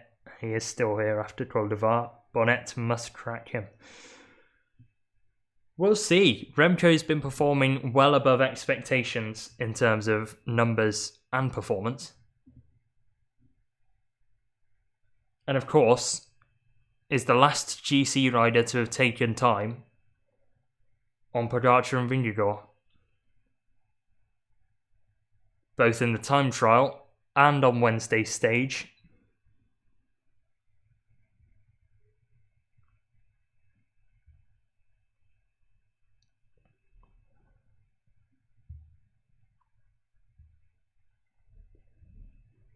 The gap now over 4 minutes to the UAE-led peloton.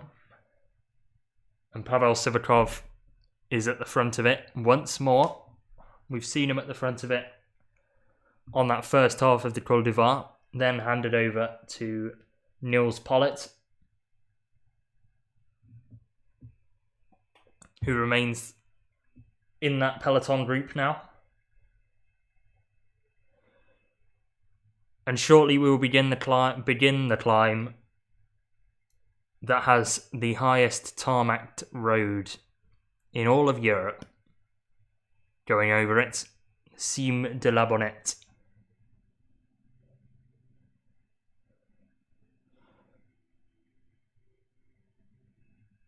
And it's UAE that are pressing on in the valley to make sure that the gap doesn't get too excessive, with two Visma Lease bike riders in the breakaway. Jonas needs to set the pace early on Bonnette, says Alfredo. Otherwise, with 2 kilometres to go, Pogacar will attack and then put even more time on him in this 40-kilometre descent. Yeah, there is that steep section of around a kilometre or so right at the top of the Cime de la Bonnette, and then just before that is a flat section where Pogacar could take control of affairs. So yeah, how do you play this now if you're Visma Lease bike? You've not got the numbers in the peloton, and you're also behind on GC. You've got to go all in. Certainly on one of these final 2 days, preferably on both of these final 2 days. But UAE are doing well to divvy up their troops, give them the jobs that they need to do to make sure they have as many riders as possible on the Cime de la Bonnette while controlling the race. Their usage of Pollitt has been immaculate so far at this Tour de France. And Pollitt himself has been immaculate. Has been a real good pickup for the UAE team. Pavel Sivakov as well has joined the team this year, arriving from Ineos Grenadiers. And at the moment, it's him and Nils Pollitt leading the way.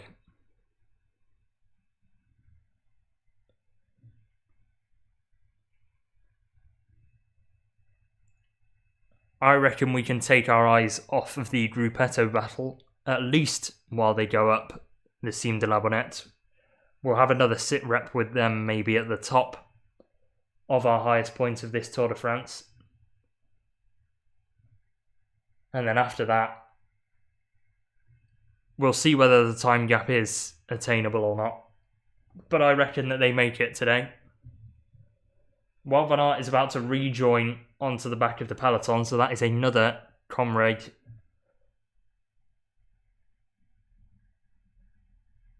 As that was pretty impressive for Jonas Vingegaard.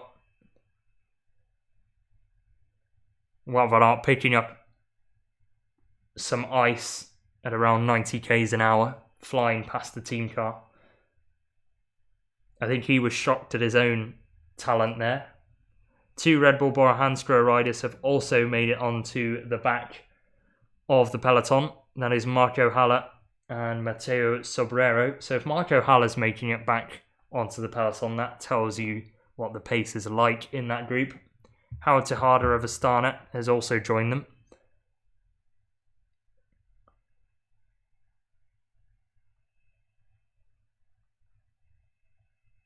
But still, the peloton is not big at all. I'm sure we will see that peloton label then switch to the Gruppetto, because that's got plenty of riders in it.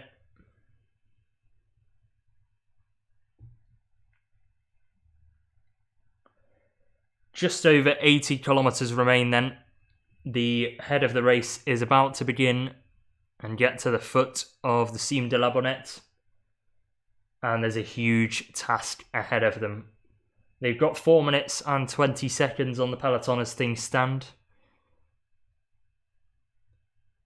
And at the moment, the average speed is over 40 kilometres an hour. 22.9 kilometres then of the Cime de la Bonnette. And the percentages get nasty in the second half of the climb. Kicks up to around 10.5% right towards the top after a flat section. So as me and Alpha were saying, that's going to suit Pogacar down to a T. It is whether Jonas Vingegaard can isolate him and put him under pressure along with his team on this climb. Perhaps waiting for an explosion on Isola 2000. That's a risk, but is it a risk that they're going to take to be conservative on this Cime de la Bonnette? I reckon they might do so. Especially with the soft pace that UAE are putting on the front at the moment. The lack of urgency from Visma Lease Bike is telling me that I reckon they're putting all of their eggs in Isola 2000's basket. Which again, bold strategy. As Tadej Pogacar takes some bottles, chucks one into the team car of Intermarché Wanty, which is a little bit weird. Nils Pollitt is back there as well. But Pogacar looks like a confident man as he chucks his bottle one-handed. Is this the false confidence that we were seeing on the likes of the Col du Granon stage? Or is this the kind of new Pogacar that we are seeing at the moment?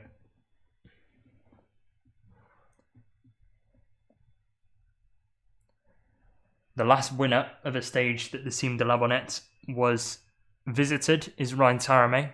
Of course, a rider that was keen with battling with Joe Dombrowski, who was the king of the mountains over the Col du Var in terms of time. Not sure whether he still got that title, but he and Tarame had some very good ding-dong battles in breakaways at the start of the 2020s and the end of the 2010s.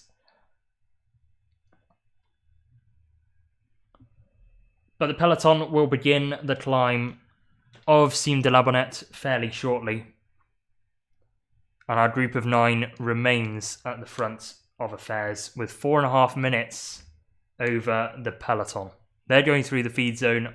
I'm just going to have a cheeky brief feed. I'll be on for about 30 seconds. So I'll see you on the other side.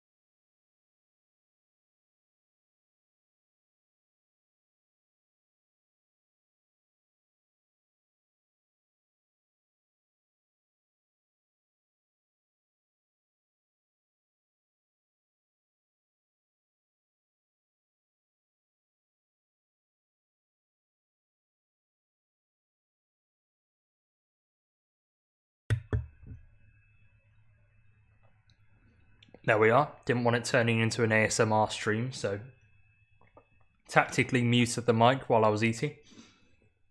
And I know some people don't like that anyway. But while I've been gone, UAE Team Emirates have got onto the radio and said that this pace is perfect. And they also said to follow Gorka's nutrition plan. Now, Gorka is the nutritionist of the team that they brought in 2019. And according to Tadej Pogacar, he has revitalised that team and moved them on from the amateur nutrition plans that they were doing to now. Now, I might confess that I am not Moo, who seems to be debunked as a bit of a fraud. But that's another conversation for another day. Especially on a day like today, where the race situation is so interesting. Because we've got 9 riders in the breakaway who are gradually being given more time than UAE by UAE Team Emirates, who look content with playing a defensive race as things stand. Pavel Sivakov and Nils Pollitt have been doing most of the pacemaking, but at the foot of the Cime de la Bonnette, forward come Visma Leasebike, with Wout van Aert, with Jan Tratnik, among others. And Jonas Vingegaard is towards the 4 as well. And this is Visma Leasebike showing off the troops. Are they going to mount an offensive on this climb? They've got 20.4 kilometres to do it. Probably more than that, given that they've just hit the foot. So probably around 22 kilometres for them to do it. The breakaway have just over 20 kilometres.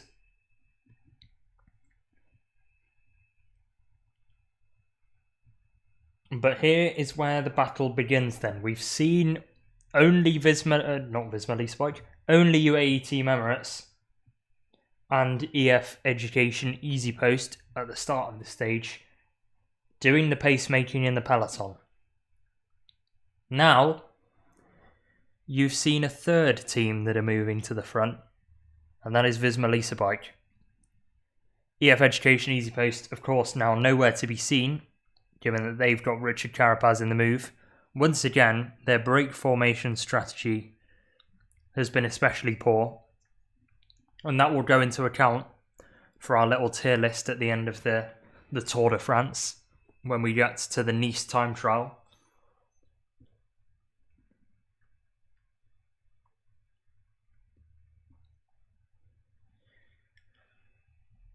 But 20 kilometres to go for the breakaway group until the top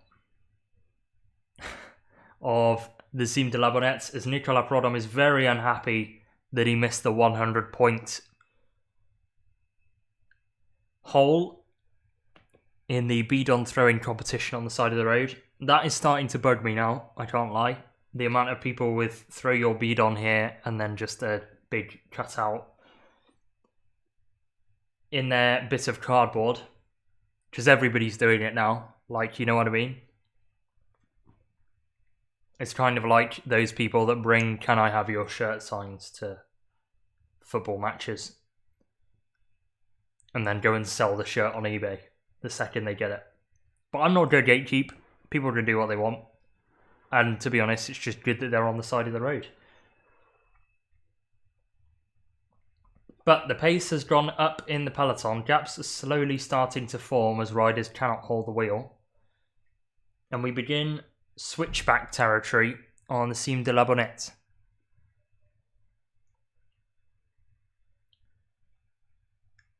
Four minutes and 21 seconds to the peloton, which is now once again led by UAE Team Emirates. So Visma Leasebike's presence at the front of the peloton was short-lived. Or at the very front, should I say. Because once again, it's Pavel Sivakov, it's Marc Soler, and it's Nils Pollitt that lead affairs in the peloton. Michał Kwiatkowski has been dropped off of the back of this pace for the moment. Third place on yesterday's stage into Barcelonette.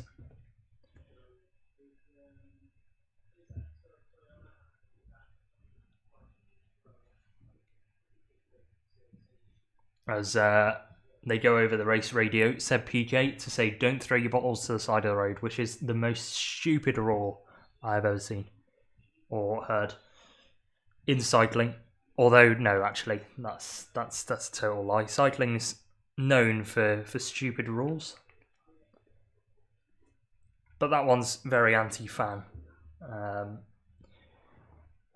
Anyway, let's go back to some quotes because we haven't done those for a while. And we'll go to Bora Hansgrohe, who do have Jai Hindley in the breakaway once again. There he is, at 40 minutes and 51 seconds down in the overall classification. but he was also in the breakaway yesterday, and here was what his director sportif Rolf Aldag had to say at the end of stage 18. It was another one where the team tried. Mid-race it looked pretty promising, but the result was not what we were hoping for. Jai Hindley and Matteo Sobrero were in the right group. That's probably the best you can hope for. I think Matteo had a terrible day today. That only left Jai, and then it starts to be a little bit complicated from the strategy if you're alone. Fair play to Victor Campenaerts. He was also alone in the breakaway, picked the right move, was there and finished it off. So I think that was a very interesting day to watch again. It was always a little bit touch and go with which group comes back to who, but finally Jai was in the mix. He crossed the finish line after a stage like this on half a minute. He was so close to the victory, but still too far. And Bora Hansgrohe, one of the teams again, who are without a stage win at this Tour de France. We've now got the majority of teams in the Tour de France who have won stages at this race.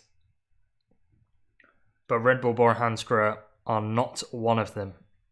And another team without the stage win are Ineos Grenadiers, who have recently lost Michal Kwiatkowski. Wout van Aert was also spat out of the back for Visma Lease Bike, alongside a couple of Uno X riders. Jonas Abrahamsson, who was involved in breakaway formation right at the start of the day.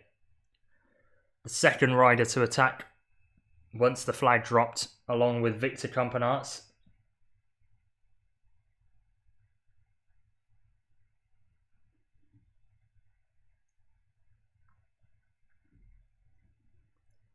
But we've got 75 kilometres to go in the stage then. 4 minutes and 12 seconds to the peloton, which UAE continue to have a hold over.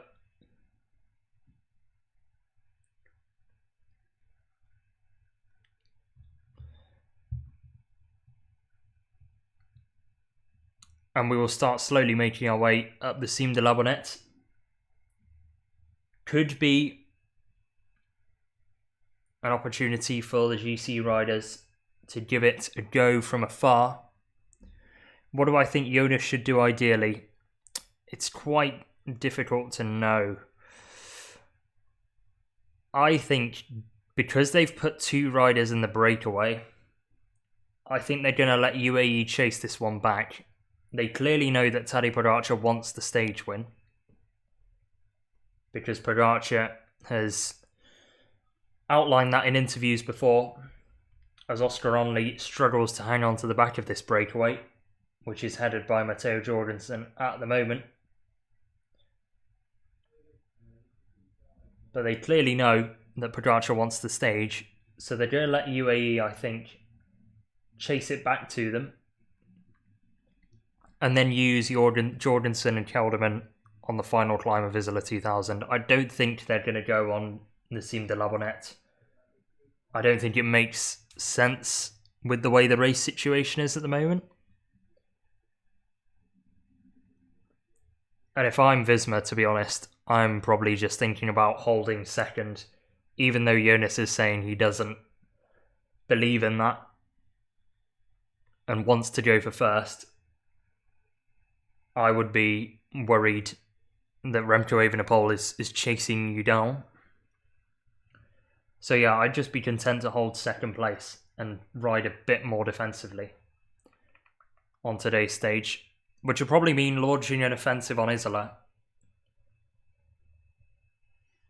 So still being offensive, but not necessarily on as offensive as you could be. But our next duo to go out of the trapdoor of the breakaway are Nicolas Prudhomme, the man who missed his throw earlier on, and Ilan van Wilde.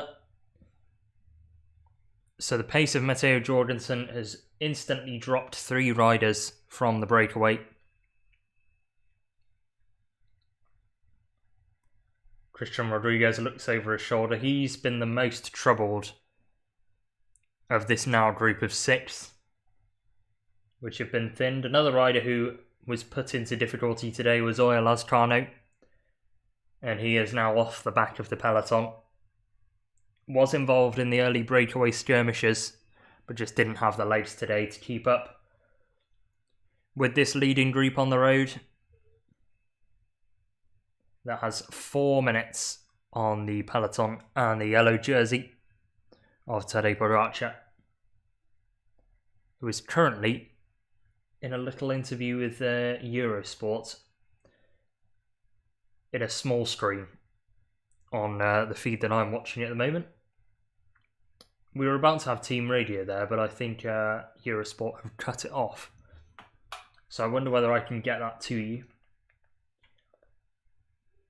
Christian Rodriguez clinging on to the rear of the peloton. It's Arkebe and Bieltels who are saying just that. Stay in the wheel. The speed is at least 25, so the draft is important. Come on, Christian, sit in the wheel. And at the moment, Christian Rodriguez is doing just that. As we get a time gap up on the screen for Arnaud Demar. I reckon that's the last rider on the road, with Quentin Pache now being dropped from the peloton. But Arnaud Demar is at over 15 minutes down. Around 4.5 minutes behind the Gruppetto, which includes the green jersey of Biniam Diomaye. And Nils Pollitt continues his tempo at the front of the peloton, looking to chase this one back for Pogacar. We will hear from multiple people in the UAE Team Emirates camp in our little quote segment. I've got Machin lined up as well as Tadej Pogacar himself, so we can get their views on today's stage. As Jack Haig is clinging on to the rear of the peloton, a rider who's not had a brilliant Tour de France by any means for Bahrain Victorious, but that has been a team that have really struggled with illness for the whole race. Fred Wright was one of multiple riders to have troubles. Pello Bilbao as well ended up abandoning for that team. And it's just been a bit of a tour to forget so far for Bahrain Victorious. As long as they get Santiago Buitrago into the top 10 overall, though, I don't think they'll care too much. Phil Bauhaus did finish second on his final stage before abandonment on stage 16. But those are the two highlights in what has been a fairly uninspiring tour for Bahrain Victorious.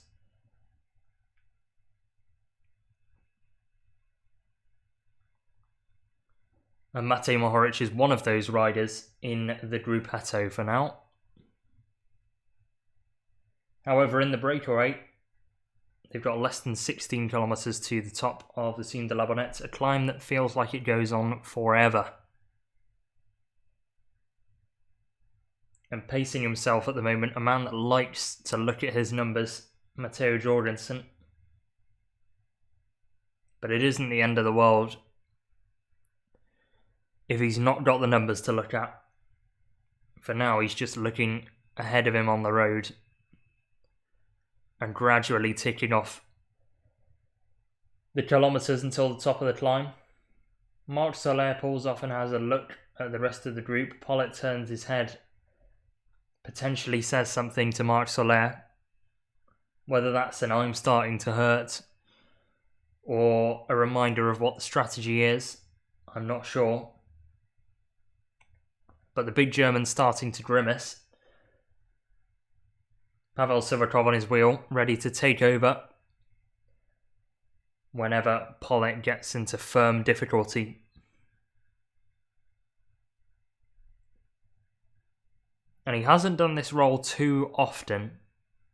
Only really for Bora Hansgrohe when Jai Hindley was in the yellow jersey.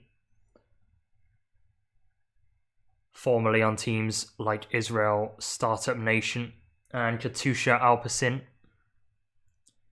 where of course they didn't really have a top tier GC hopeful.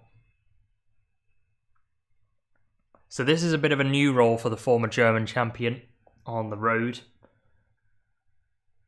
But he's taken to it like a duck to water and has been really good at this Tour de France.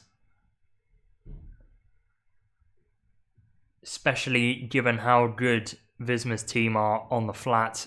He had a big job ahead of him to control things. And although it was a little bit of a shaky start to begin with, in the first week or so, he has recovered it very well and has become one of the key domestiques for Tadej Pogacar. And a key reason as to why he has such a big margin in the general classification at the moment. Pollitt has certainly upped the tempo though. Jonathan Castroviejo's starting to feel it for Ineos Grenadiers.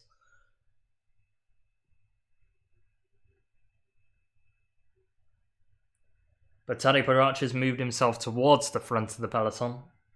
Currently sat in around 7th or 8th wheel, behind Jonas Vingegaard, but close enough to keep a good eye on the Danish rider. Remco Evenepoel's dropped a little bit further back compared to where he was earlier in the day.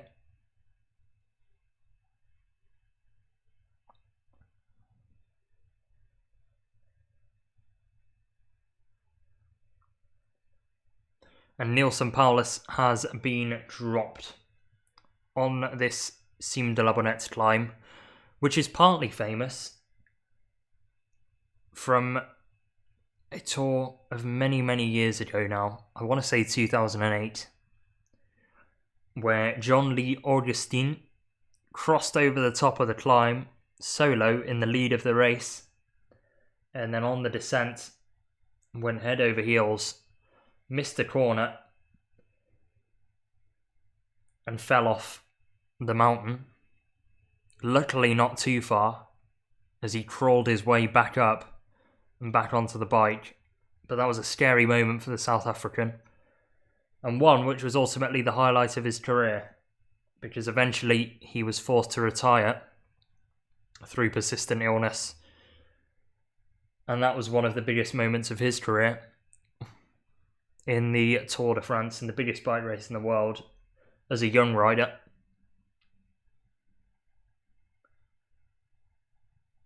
And I'd say that's probably the most famous moment to have happened on the Cime de la Bonnette, especially in the Tour de France.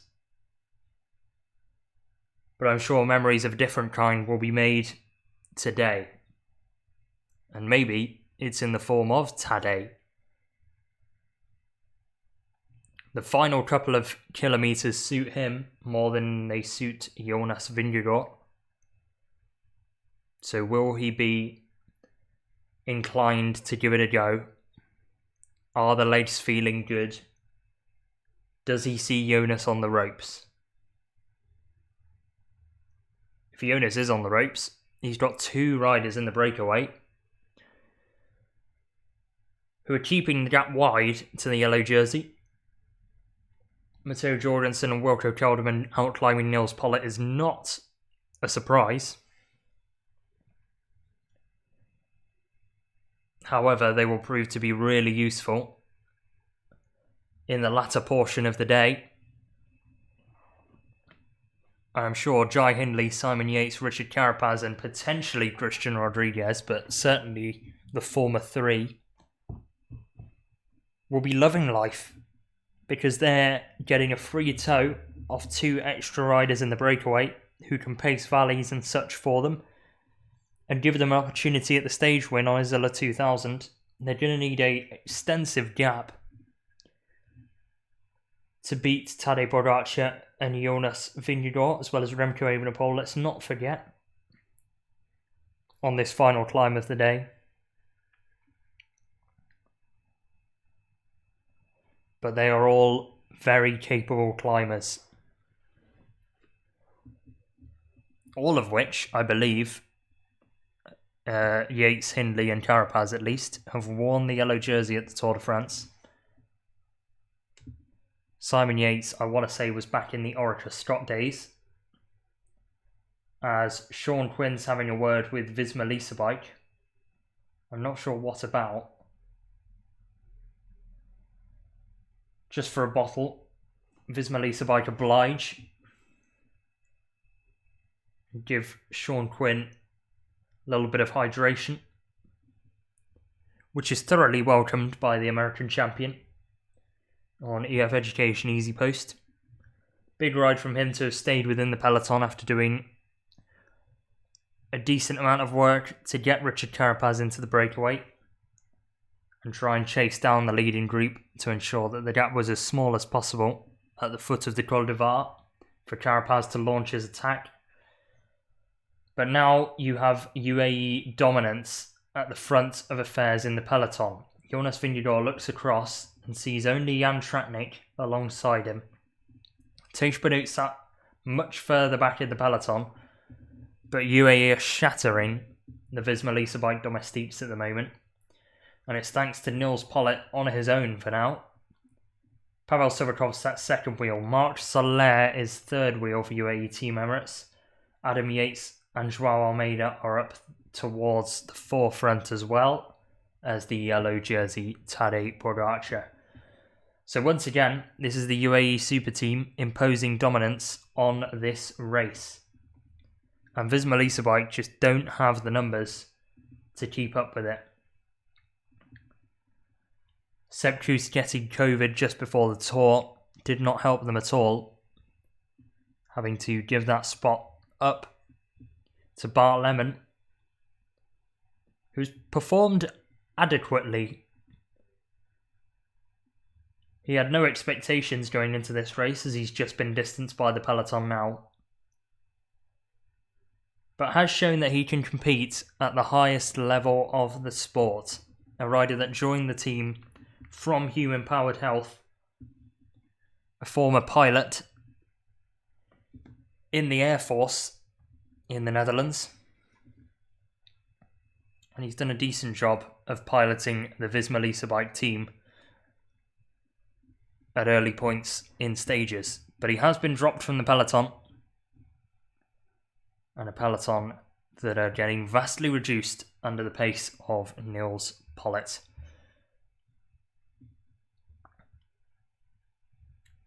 One team that didn't get what they wanted from the breakaway yesterday was the team of Simon Yates, Jaco Alula, who have their man in the breakaway today. But here's what Matthew Hayman had to say at the end of yesterday's stage. He said the guys were outstanding at the start of the race again. Every man and his dog wanted to be in the breakaway yesterday. It was their last chance to roll the dice, and it's the Tour de France. So when you read the list of riders, they're all classy bike riders. It's a shame Michael Matthews didn't get a chance to finish it off. Chapeau to the front, because they deserved it, those three riders. But if we could have just got to the second group, maybe something would have changed behind. Michael Matthews was second in the sprint.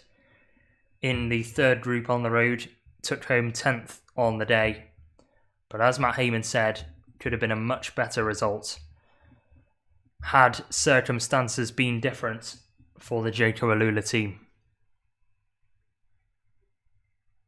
Visma Lease Bike continue at the front of the peloton. However, plenty of riders are being dropped from the peloton. Magnus Cort Nielsen of Uno X being one of them.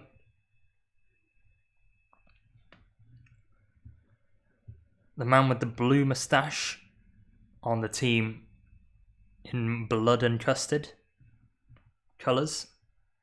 Julien Bernard is also being distanced off the rear of the peloton, so you're starting to get these climbers now that are once again going pop in the peloton. Arnaud Démare is now 5 minutes behind the Gruppetto. It looks like a very difficult day for the rider on Arkea B&B Hotels, but he does have a teammate in the breakaway, so it's all hope is not lost for the French team at the moment.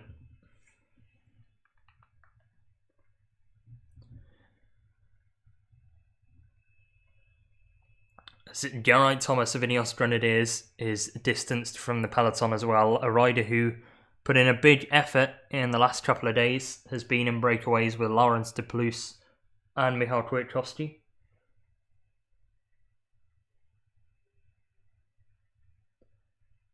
And this is starting to get big. The names I'm about to read out are no mean riders that are just getting distanced off the rear of the peloton. Jan Tratnik is off the back, well off the back now for Visma Lease Bike, so that's another domestique of theirs gone. But get a load of this. Felix Gall, Louis Meintjes and David Gaudu are all clinging onto the rear of the peloton. We've seen Gall do this before. However, he might have just gone pop here. I just saw a Decathlon Age Desert jersey in the distance, and the pace of Nils Pollitt has ramped up.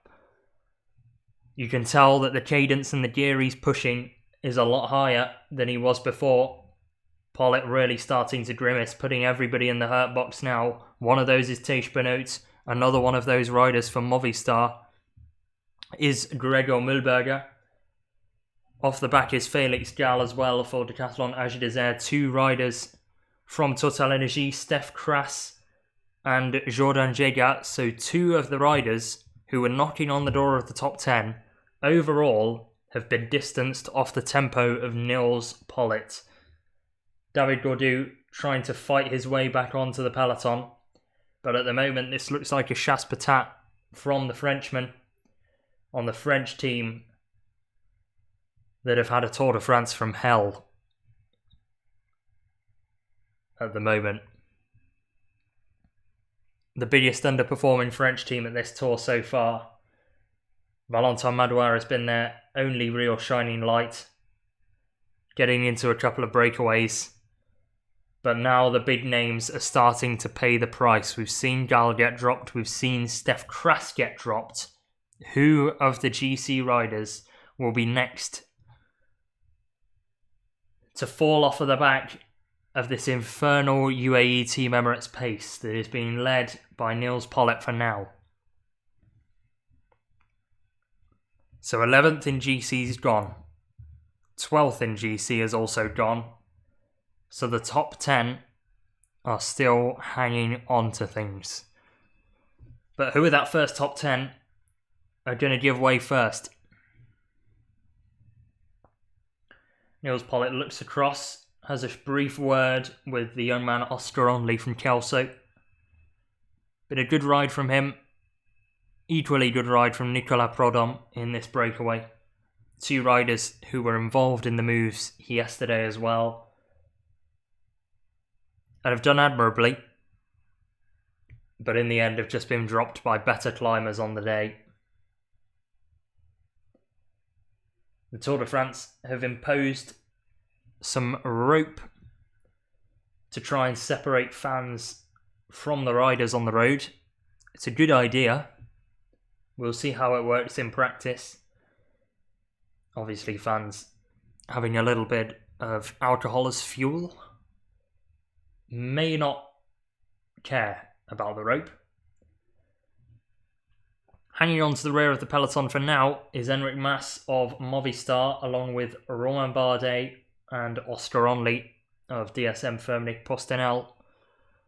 Also towards the rear is Santiago Buitrago. At the moment, he holds 10th overall.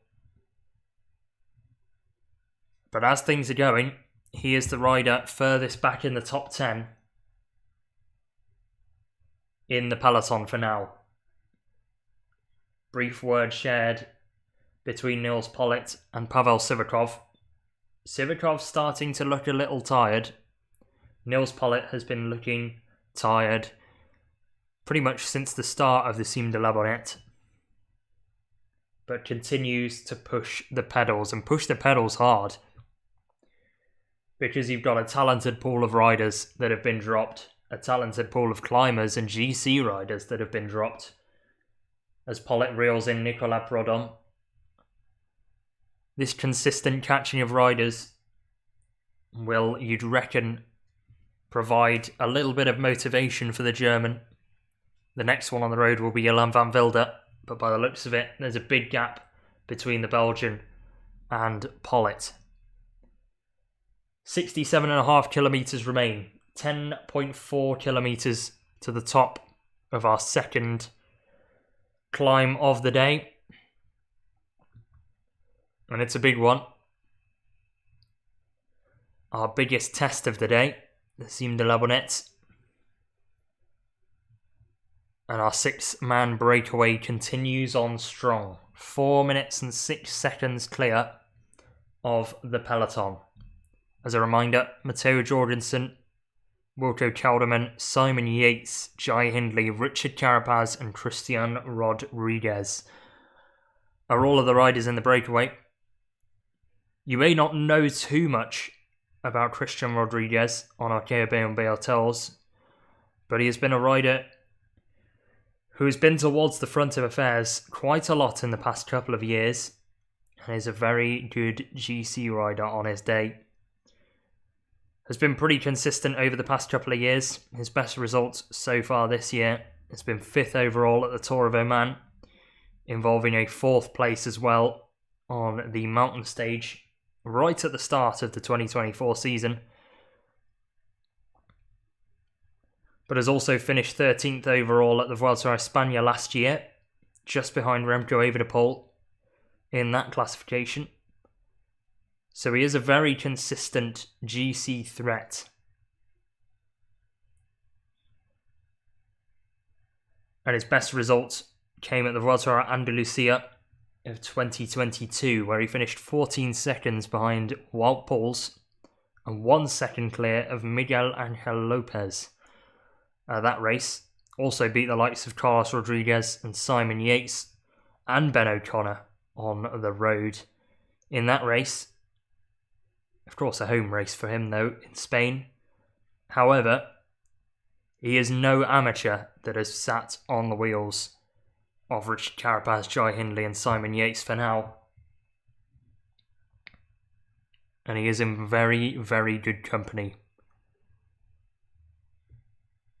Matteo Jorgenson and Christian Rodriguez, the only 2 riders in this group to have not worn a Grand Tour leaders jersey. Kelderman's done it in the Giro for a long time. Of course, teammate of Jai Hindley at Sunweb while he was doing that. And Simon Yates, Hindley and Carapaz have all worn the yellow jersey at the Tour de France before. As Pollitt gets out of the saddle and pushes on once more.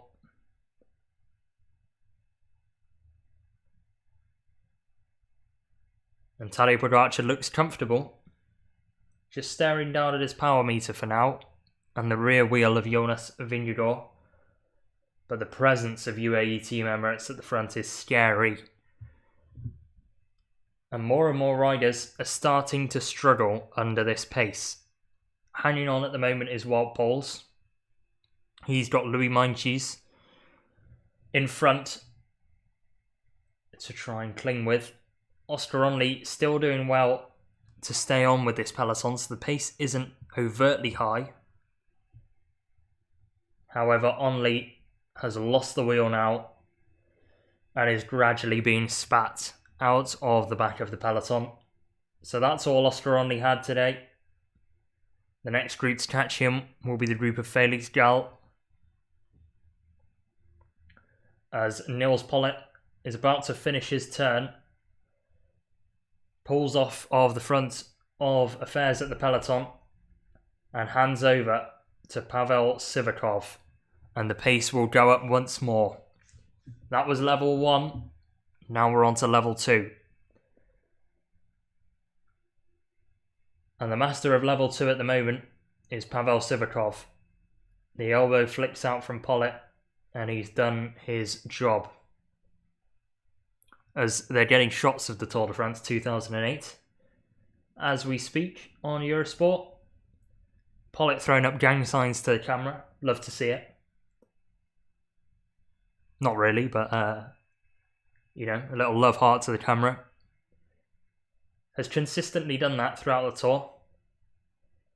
But there's the view of John de Augustine in the final 20 kilometres of the stage of the 2008 Tour de France. Had 2 minutes on the peloton and then went flying off of the Cime de la Bonnette. He was saying how he thought it was his last moment on the bike, and then opened his eyes to see that he was clinging on to the side of the mountain. The bike had gone. I don't know whether he got the same bike that he flew off, but at least he's still around. UAE Team Emirates continue on the front then. And this time it is Pavel Sivakov.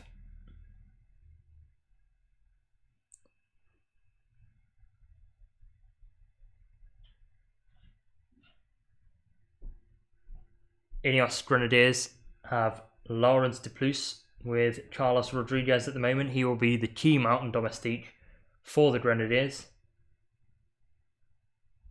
As replay of Pogacar having a brief word with Nils Pollitt, and we're about to get a team radio from UAE Team Emirates.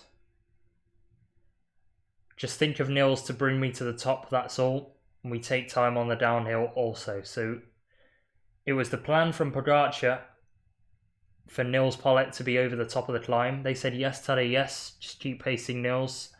It's important that Nils can be with us.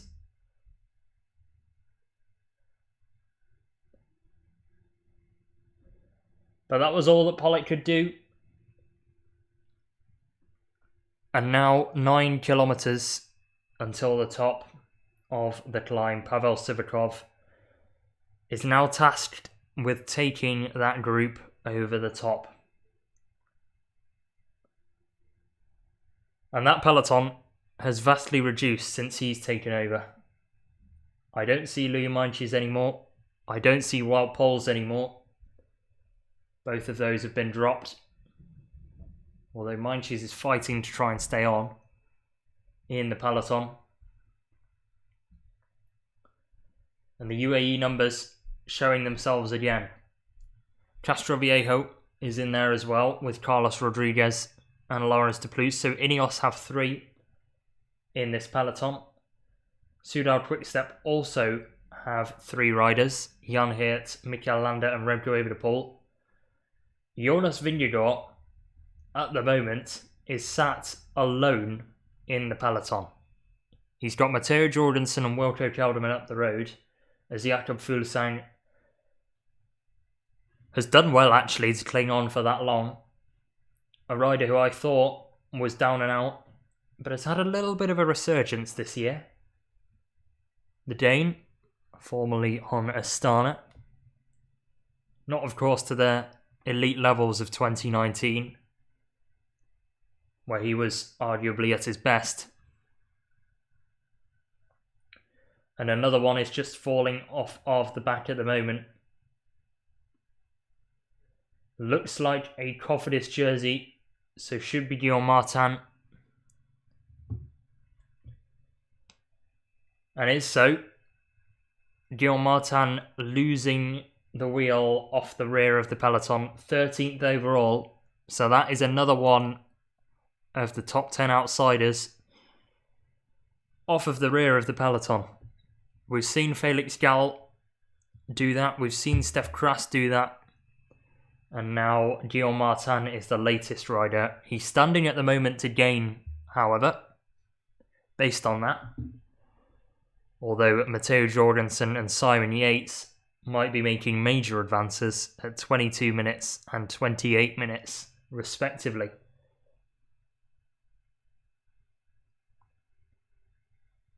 More and more riders getting gradually shelled.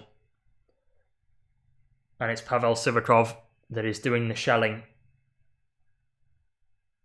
right now. Guillaume Martin trying his best to cling on to the peloton, but it may be no use.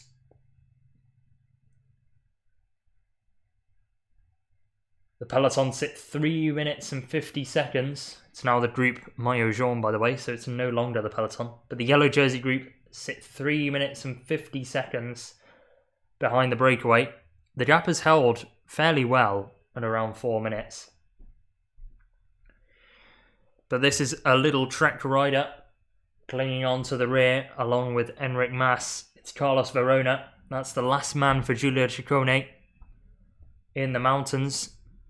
They've lost Julien Bernard of Little Trek on the Cime de la Bonnette. Now their Spanish climber looks like he's going to break the elastic and fall off of the rear of the peloton. Struggling to protect the Italian leader on Little Trek. But the breakaway continues to push. And it's still Visma Lease bike that are doing the pushing. They've got nothing else they really can do in this situation, with UAE Team Emirates having such a numbers advantage on Jonas Vingegaard in the peloton. And it's Matteo Jorgenson that's at the front.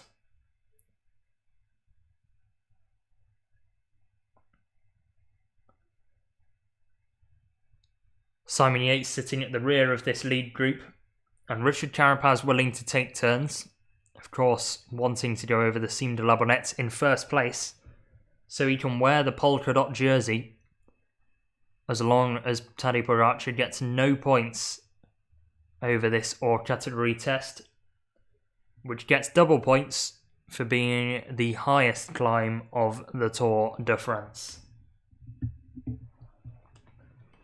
Guillaume Martin is fighting hard though to stay onto the rear of the peloton. He's got himself back onto the wheel of Carlos Verona, who is right at the back of this yellow jersey group. So Martin doing a sterling job for now. And Sivakov is starting to rock and roll. So this is a sign that the Frenchman is struggling. Or the now Frenchman, formerly the Russian.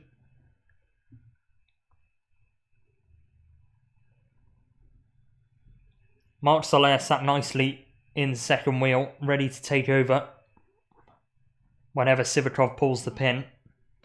But they'll be looking to keep a hold of him in this yellow jersey group for as long as they can, UAE Team Emirates, to ensure that they keep playing the numbers game over Jonas Vingegaard. And we are heading deep into the Alps now. The highest tarmacked road in Europe is going to be climbed today, and we will reach that highest point soon. 6 kilometres to be exact.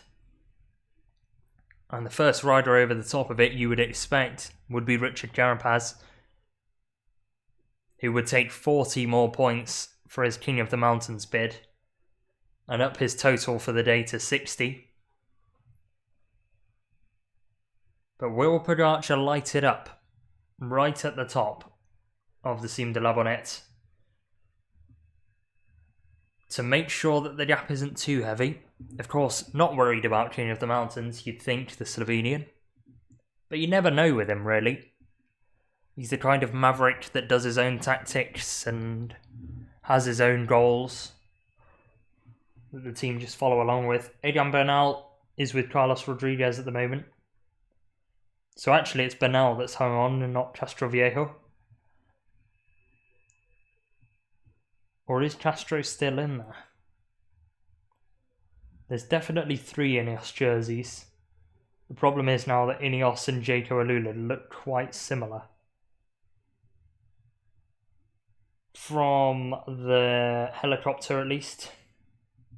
Actually, it's a Little Trek jersey of Giulio Ciccone. So it is Egan Bernal, it is Laurens de Plus, and it's Carlos Rodriguez for Ineos, who are joint second in the amount of riders in the lead. UAE Team Emirates have got 5. Ineos and Soudal Quickstep have got 3. Lidl Trek, one of the teams with 2 riders still in this peloton. Although I'm suspecting that will be 1. We'll go down to 1 very shortly once Carlos Verona loses the wheel. And Jonas Vingegaard sat on his own in the King of the Mountains jersey, or at least wearing the King of the Mountains jersey, which will soon to be on the shoulders of Richard Carapaz, as things look set to stand.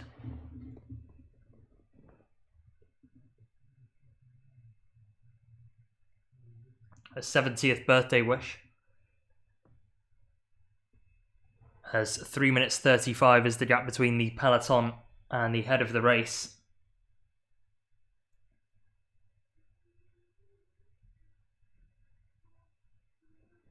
Guillaume Martin once again being dropped by the peloton, or struggling to hold on to the rear.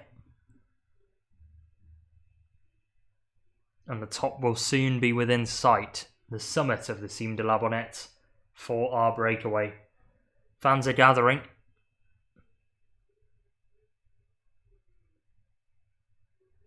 And let's see whether they can all stay together, this group of 6, over the top of our highest point in this Tour de France.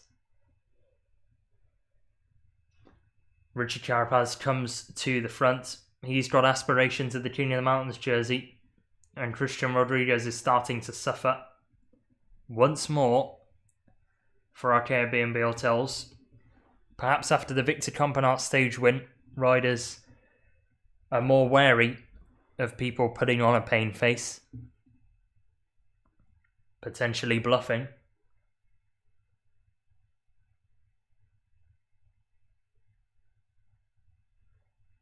But Carapaz will take them underneath 5 kilometres to the top of the climb. 62 kilometres remain in the stage. We've been going for what? 2.5 hours now? More than 2.5 if you include the neutral zone, which was a very brief neutral zone, around 4 kilometres. Guillaume Martin being dropped by the yellow jersey group now. And it's goodbye. For good, I suspect, for the Frenchman. Jersey unzipped. Sign of struggles.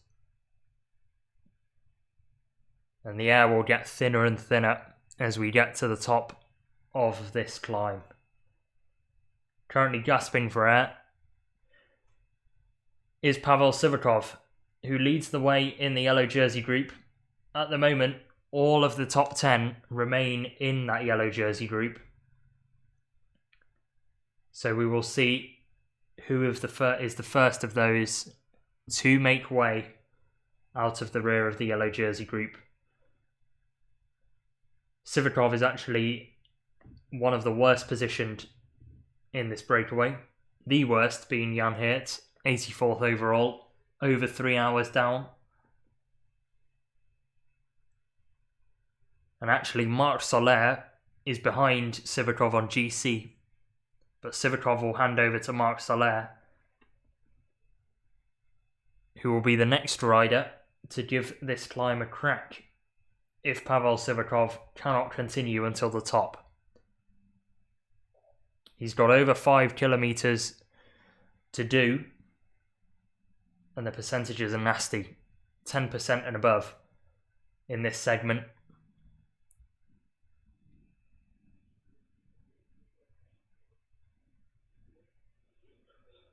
Carlos Verona continues to cling onto the back, offering nothing more than moral support really to Giulio Ciccone. Ciccone, a rider who knows how it feels to win the King of the Mountains jersey at the Tour de France. Did it last year, of course, stealing it from Tadej Pogacar right at the end, and going over that final climb, celebrating his victory in the mountain classification. Went ahead of Felix Gall. Tadej Pogacar was involved early on, but ended up blowing up, of course. And Jonas Vingegaard provided the GC challenge in that year. But Ciccone won the Mountains jersey last year, and the Mountains jersey this year might be on the shoulders once again of a non-GC rider. Double points at the top of the Cime de la Bonnette is going to play a big part in who the King of the Mountains jersey goes to. And it's going to play into the hands of our 6-man breakaway at the moment. Ilan van Wilder is in complete no man's land between the breakaway and the peloton, who are at 3 minutes and 35 seconds. Felix Gall is 2 minutes now behind the yellow jersey group, so there is no chance of him breaking into the top 10. And it might be an idea for him to go into the breakaway tomorrow and try and look for a stage win, a late stage win, to salvage something for Decathlon Agidezert, who are the team with the least prize money accumulated in this Tour de France. After such a good start to the season, they haven't continued it into the biggest Grand Tour of them all.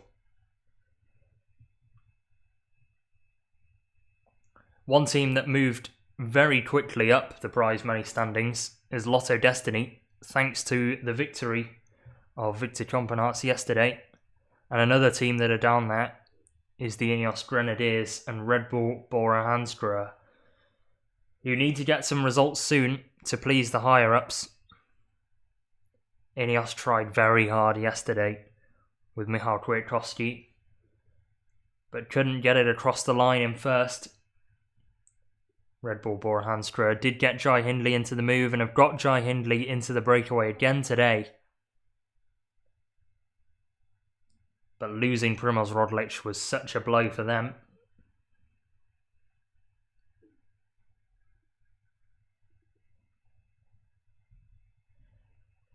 We're now over 2,500 metres above sea level. Wilco Kelderman leading the way. We've seen him pacing on these mythical Italian climbs at the Giro d'Italia, and he's doing the same at the moment at the Tour de France. This time for Matteo Jorgenson and not Jai Hindley. That COVID Giro d'Italia was really mental in terms of results. You had Patrick Conrad knocking on the door of a top 5 at points, which should never happen in any tour, really. In any Grand Tour, should I say. Unless you're on PCM and you're doing the Vuelta.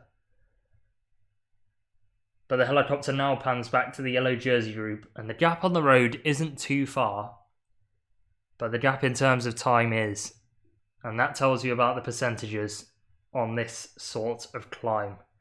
Jordan Jagat hanging on to the back of the Felix Gall group, who have been dropped comfortably now by the yellow jersey group. Geraint Thomas is in there as well as David Gaudu, Gregor Mühlberger, Wout Poels and Steph Kras. So that is the composition of the Felix Gall group in its entirety.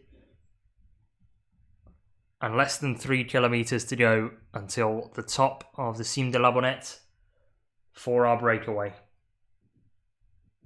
Under 60 kilometres remain in the stage, and the peloton have 4 kilometres to climb. Clinging onto the back right now, no longer Carlos Verona, but Egan Bernal, who has been riding to protect Carlos Rodriguez from the wind. He's now handed that role over to Laurens de Plus and is looking to hold on at least to the valley, where the draft benefit is more extensive. But so many helicopter views of this climb, and deservedly so. Incredibly high above sea level is the Cime de la Bonnette, and it is being climbed by our riders at the moment, and our riders are soon to catch Ilan van Wilder, at least in the yellow jersey group, who is just dangling in front of Pavel Sivakov in the lead of the Tadej Pogacar group. It will at least mean that Remco Evenepoel has a teammate, or an extra one should I say, along with Jan Geert and Mikel Landa. So suddenly now Soudal Quickstep are on their own as the second best team in this peloton in terms of numbers. And that is a great sign for Remco Evenepoel, who has plenty of support now. Getting Johan van Wilder into the breakaway may prove to be an inspired decision if he can make it over the top of this second climb of the day and get onto the valley. Holding on the descent. And it's going to be a very, very long descent to the foot of Isola 2000.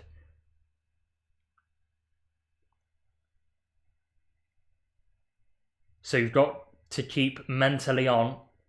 Adam Yates joking around with Tadej Pogacar at the moment. He's smiling in the peloton, which is a very ominous sign if you're Jonas Vingegaard. You're on your own in the peloton, and the UAE riders in front of you are having a laugh and a joke. At over 2,500 metres above sea level. What does that say about how the rest of the stage might go then? As Richard Carapaz once again takes a turn at the front of the breakaway. Hands over to one of the Visma bike riders, and now they're within the final kilometre. You have this roped section. Let's see if everybody plays by the rules. This could be a good decision if it works. Again, hopefully it does. A couple of soigneurs handing out bottles towards the top of this climb, which they will take on as added weight onto the descent. But our group of 6 continue up the Cime de la Bonnette. And it won't be long until they summit that climb and start plunging down towards Isola 2000 and our last climb of the day. Everybody playing by the rules at the moment.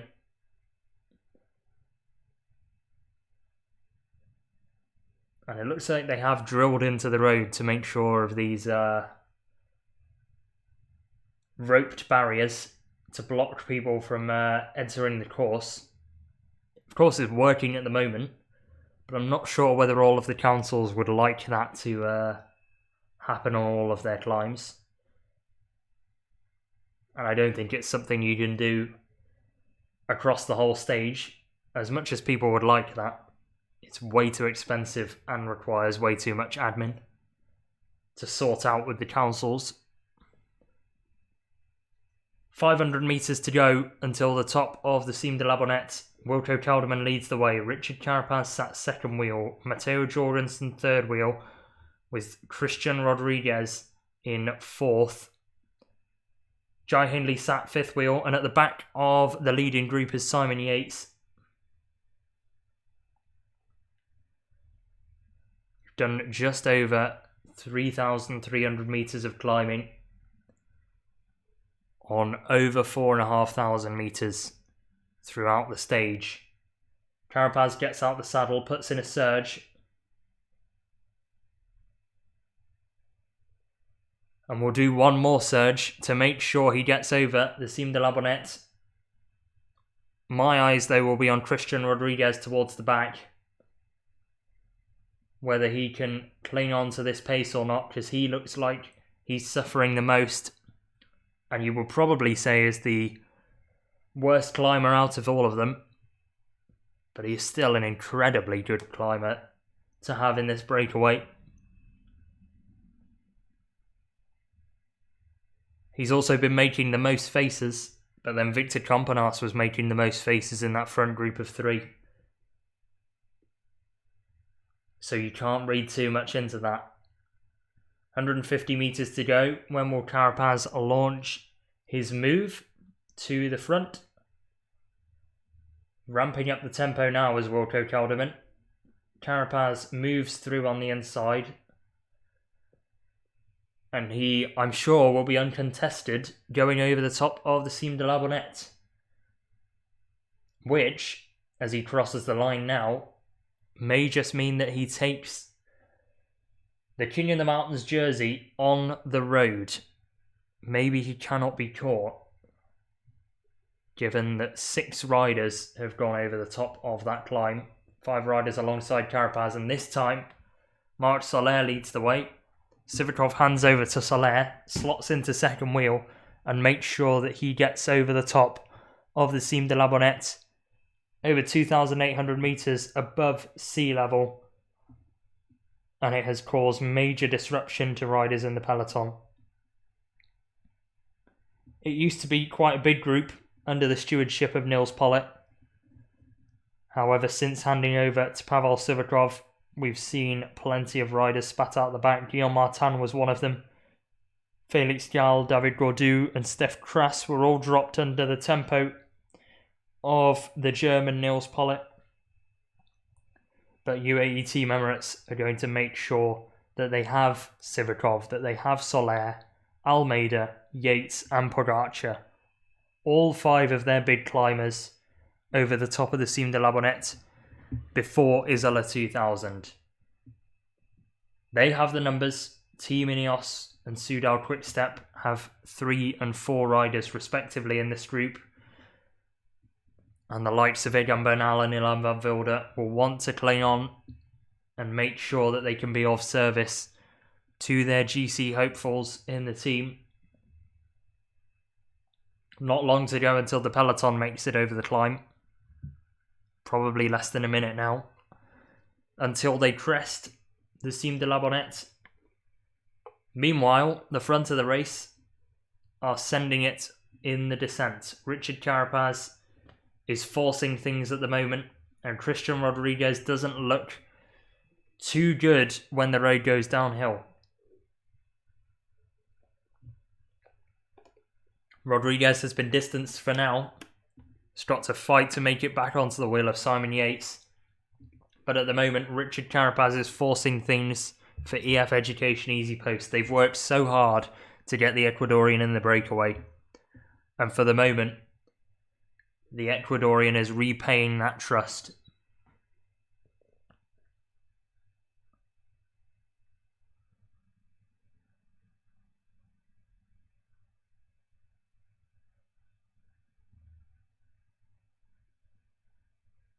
Jorgenson was second over the climb.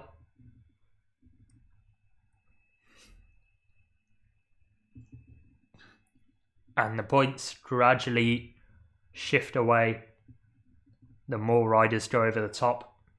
Will the UAE Team Emirates teammates of Tadej Pogacar go over the climb in front of him? We will await that. And it will come up shortly, because they are into the roped section of the final kilometre of the climb, and they've not got long now until they get over the summit.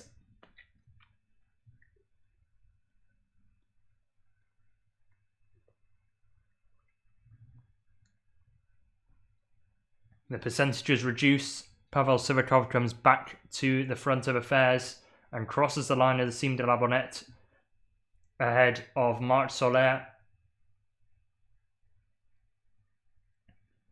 So that moves Richard Carapaz into the lead of the King of the Mountains jersey.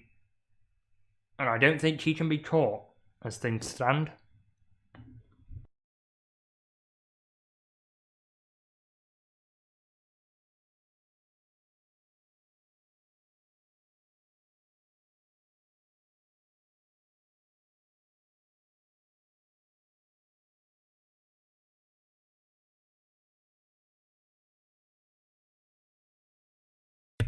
Lovely views panning out from the descent of the Cime de la Bonnette to the rest of the Alps as Guillaume Martin just begins this descent. He's got a moto on his rear wheel for company, and he has one of the team cars in front of him as a marker for braking points and all of the rest of it. However, that may be throwing up some dust and grime in the way of his descent. But Carapaz goes over the top, takes another 40 points for his total, and he cannot be caught. Tadej Pogacar taking 0 points means that the closest he can get is 10 points if he wins over the top of Isola 2000, and Carapaz does not take any points. Jorgenson was in second, taking 30. Kelderman in 3rd position over the top of the climb for Visma Lease bike as well. Christian Rodriguez did cling on, but lost time on the descent and is just making his way back onto the rear of the breakaway. So Carapaz leads the way now on 97 points, 20 points ahead of Tadej Pogacar, which I suspect will be 10 by the end of this stage. Down the descent, the yellow jersey group plunge then, and it's Pavel Sivakov that leads. Tadej Pogacar sat 2nd wheel, Marc Soler 3rd wheel, with Jonas Vingegaard in 4th. They're trying to let the wheel go of Tadej Pogacar, I think.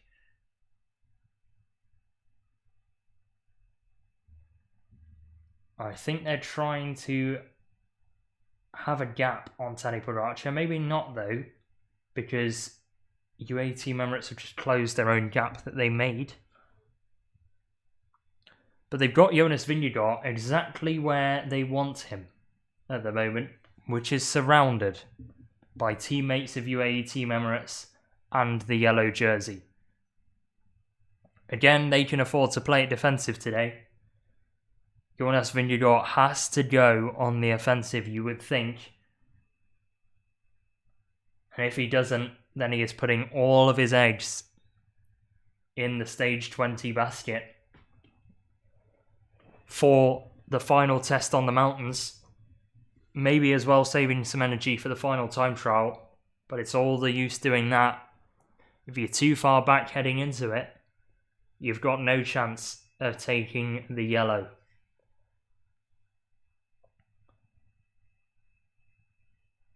And at the moment, his teammates are leading the way in the descent. Wilco Kelderman and Matteo Jorgenson right now are pushing things on in the breakaway. We're approaching 3 hours now in the saddle and of hard racing. We saw Kampenarts and Abrahamsen be our first attackers at the front of the race. Both of them, I'm sure, will be just looking to finish within the time cut, as will the likes of Mark Cavendish, Biniam Diomaye, Jasper Philipsen, and others. Arnaud Demar is in a race to make sure he does that. He is the biggest threat to the time cut at the rear of the race. He's got to make sure that he stays in, even with that 3-minute advantage that they have imposed, the race organisers. But continuing down the descent, go Visma Lease bike. UAE Team Emirates controlling things in the yellow jersey group. And Jonas Vingegaard having to do a little bit more pedalling than Pogacar to hold wheels. Vingegaard's a much smoother descender of the pair of them, but Pogacar just goes quicker, seemingly.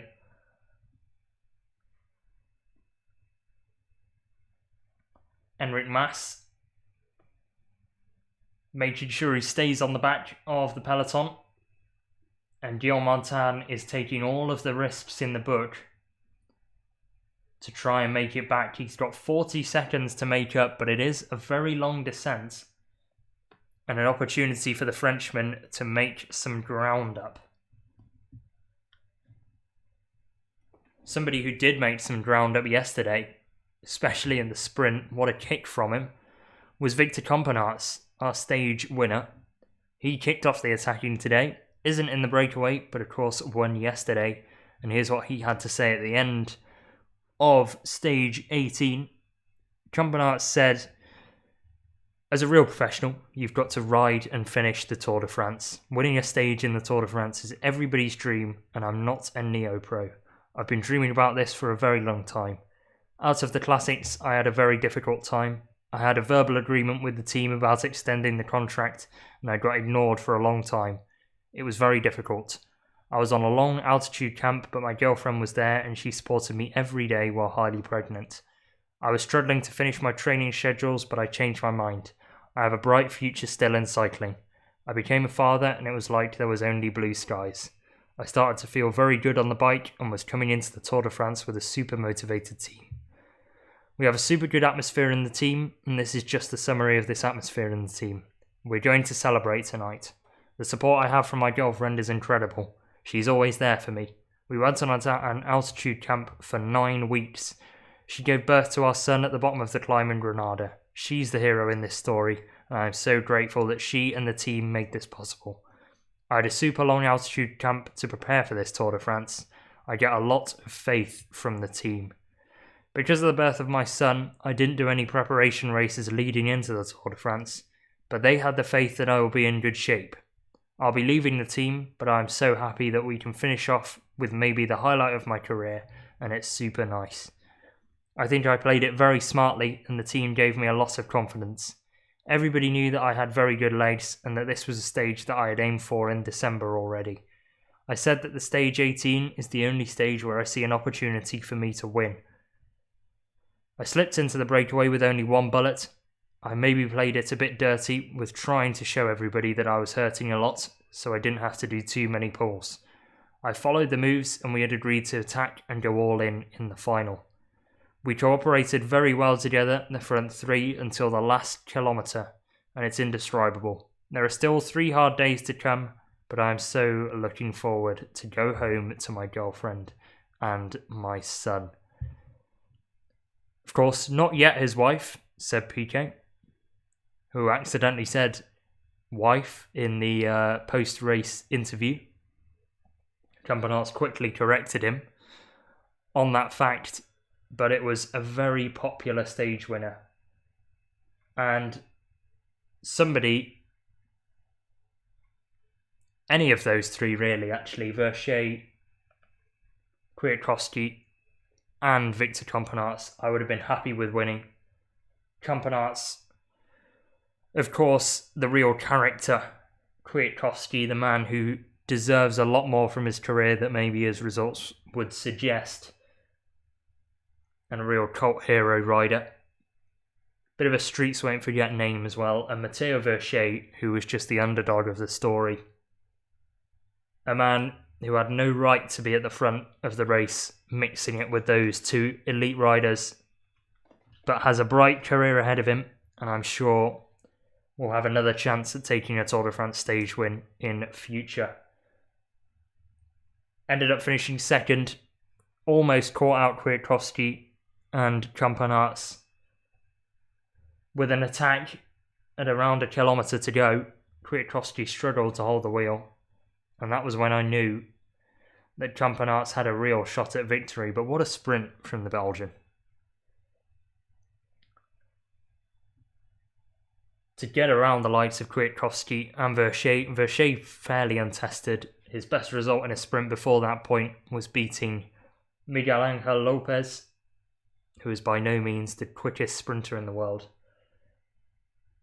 But yeah, to defeat somebody of the experience, know-how and pace of Michał Kwiatkowski, great ride from Victor Campenaerts, and a deserved victory for a guy who can potentially do the Grand Tour triple now. He's won at the Giro, he's won at the Tour de France. He now needs to win at the Vuelta to make sure he completes that triple.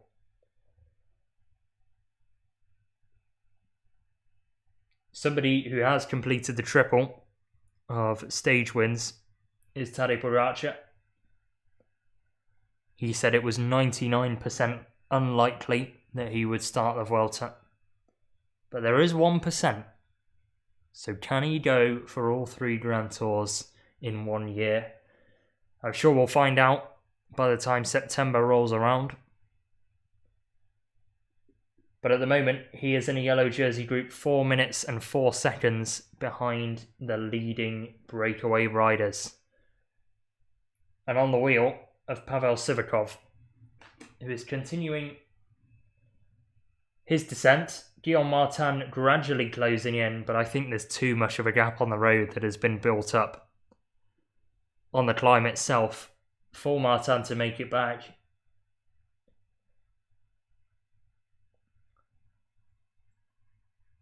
But Martin's going to give it his best shot.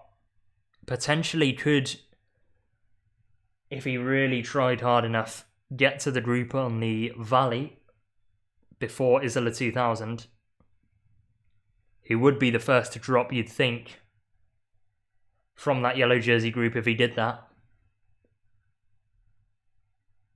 And it's a yellow jersey group that is not big at all. So Martin looking to cling on, keep French hopes in the general classification alive. The current best placed in the GC for Cofidis. And actually, for all of the French teams, now, given Steph Kras has been dropped, at least virtually on the road, and is comfortably the best Frenchman on GC this year. Julien Bernard holds second place in that little battle, over an hour down on Tadej Pogacar in GC in 22nd place.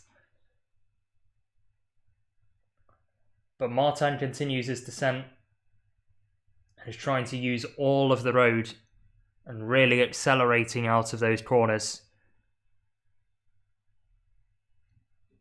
to make sure he can close as much of that gap as he possibly can.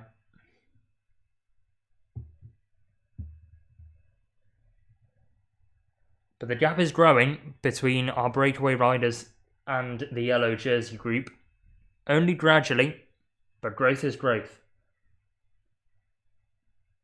Arnaud Démare is now coming up to 31 minutes down on our group of Matteo Jorgenson, Wilco Kelderman, Simon Yates, Jai Hindley, Richard Carapaz and Christian Rodriguez. And he is over 11 minutes behind, or around 11 minutes behind, the Gruppetto. It looks like a real battle for Arnaud Démare to try and stay in this race. So that's another situation to keep your eye on. Richard Carapaz has gone to the front of the breakaway and is guiding them down this descent. And the gap continues to grow. It's now 4 minutes and 11 to the peloton. Guillaume Martin has got around 25 seconds to close.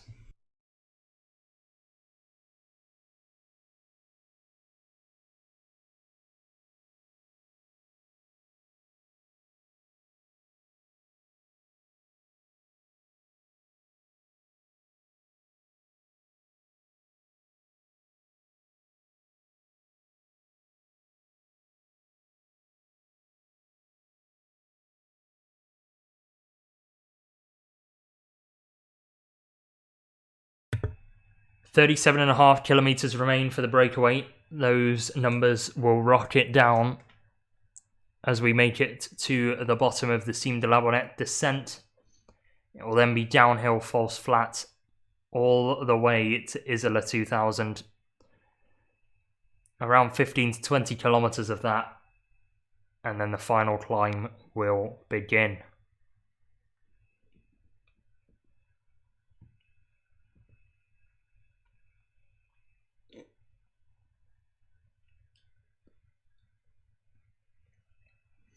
The peloton going at 60 k's an hour through a tight bridge segment of the descent back out onto the open road and on wider roads.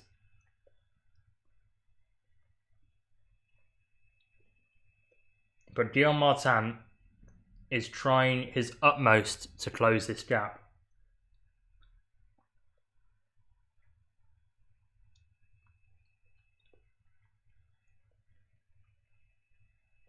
Looking to get as aero as possible is the Cofidis rider. And a man who's backdoored his way into Tour de France GC positions in the top 10 in previous years will be looking to do the same, I think, in this year's Tour and try and salvage something for Cofidis, who have not had a great Tour by any means for at least the moment this year. 2 top 10s at the Tour de France in his career, 2021 and 2023. Can he string together 2 consecutive top 10s at the Tour de France this year? He's got stiff competition to try and overtake, because your GC at the moment reads Santiago Buitrago in 10th, Derek G in 9th, and Giulio Ciccone in 8th position. There it is, in graphical form.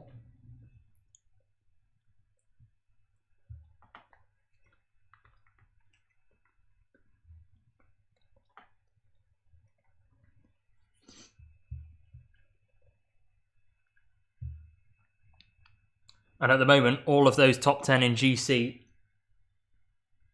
continue to stay in the yellow jersey group. 35 kilometres of the day remain. We have done the vast majority of the day. 2 of the 3 climbs have been complete. 2 of the 2 descents are about to be completed. Mark Cavendish has just gone over the top of the Cime de la Bonnette and is starting the descent. So keep an eye on the Group Maillot Vert time to the breakaway, because this is where the Gruppetto makes up their time. Bigger riders can go faster, at least when not pedalling, on descents, and the Gruppetto is full of the big men.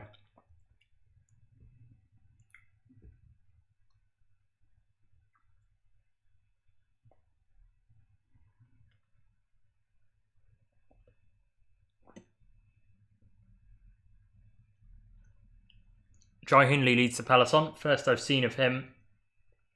Well, not first I've seen. But he's rarely towards the front of this group. Confirmation that Richard Carapaz will lead the King of the Mountains classification, no matter what happens at the end of today, as long as he doesn't get points docked for any illegal actions. Takes the bottle from the EF Education Easy Post team car. Asks for another one, and he shall receive.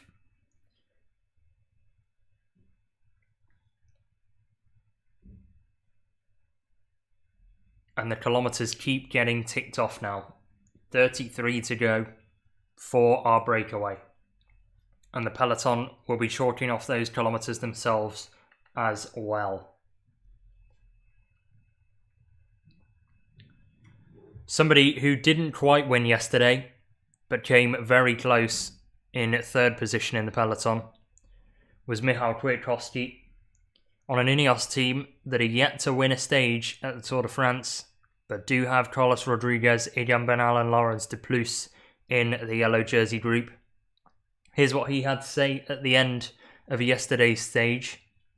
Kwiatkowski said, "It wasn't easy after the finish. I'd like to say thanks for the opportunity that the team gave me. I could really target that stage today, and it's a shame that I couldn't really finish it off in the last 250 or 200 metres, but that's the sport of cycling, and it's cruel." It was a tough one to swallow, but I think at the same time, I'm proud of how he rode today and yesterday. There was not many chances and opportunities for us to win the stage. This tour has been very polarised so far. Either we have sprint stages or a fight for GC, which we're mainly focusing on. In the last 2 days, yesterday with Laurens de Plus and today with myself, Geraint Thomas was always there to support both of us, so we really gave our best, that's for sure. It's a shame that there's not too many similar stages on the tour this year to this one, but there are 2 hard stages coming up, so I should not give up. It's still difficult to swallow that one. Victor Campenaerts won the stage and I didn't have a chance to congratulate him, but he was brilliant. He was very smart. I thought he was smart during the stage. Or I thought I was smart, during that stage. But I think he was smarter in the way that he basically followed me from kilometre 0 and really knew what to do, especially in the sprint. At the same time, I was happy that I had him in the last 20 kilometres as well. Otherwise, it would be difficult to maintain that gap on my own. I felt like I was super strong today, and you need to use your teammates and people from the bunch to make it happen. On to the next one. And the next one has been a busy day for Kwiatkowski. In the early breakaway, then tried to get Egan Bernal up the road eventually ended up failing, but Egan Bernal is in the group with Carlos Rodriguez at the moment, so plan failed successfully for Ineos Grenadiers as a satellite rider. They might be using him a little earlier than usual, but at least they've got him in the group. And somebody else that's about to rejoin the yellow jersey group is Guillaume Martin, who has tried so hard to make his way on this descent and may just do so before the flat valley.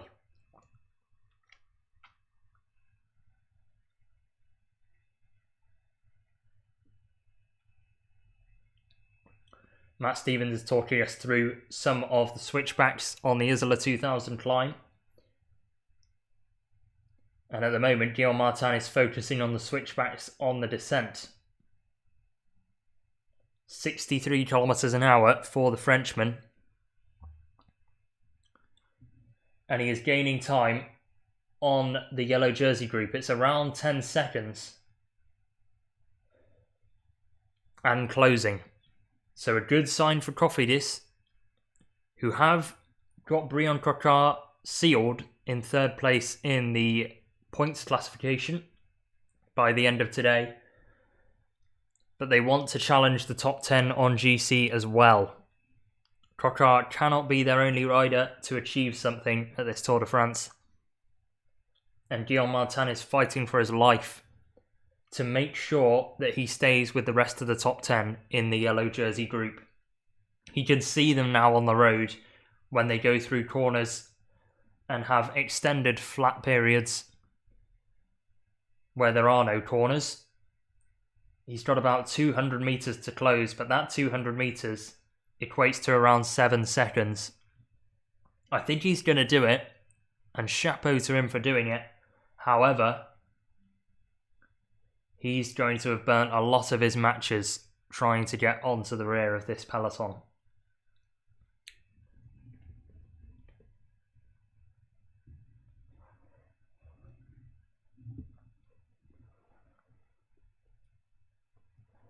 Through a left-hander, through a right-hander, swings into another left-hander, Guillaume Martin, who is trying his best to chase back on. Another lazy left as the peloton traverse and hammer onto the brakes for a right turn that comes up after a slight left.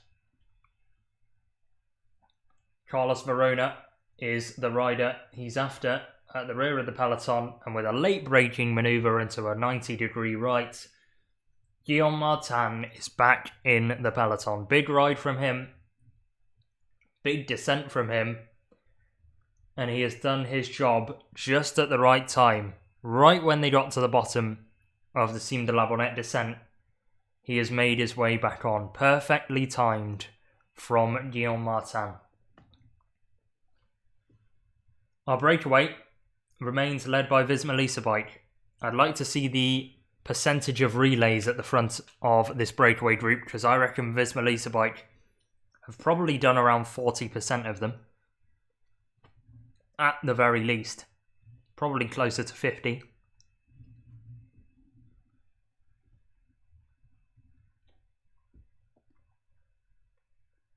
And it is all to give Jonas Vingegaard satellite riders. Now, 2 stages ago, those satellite riders were used to limit the damage to Remco Evenepoel.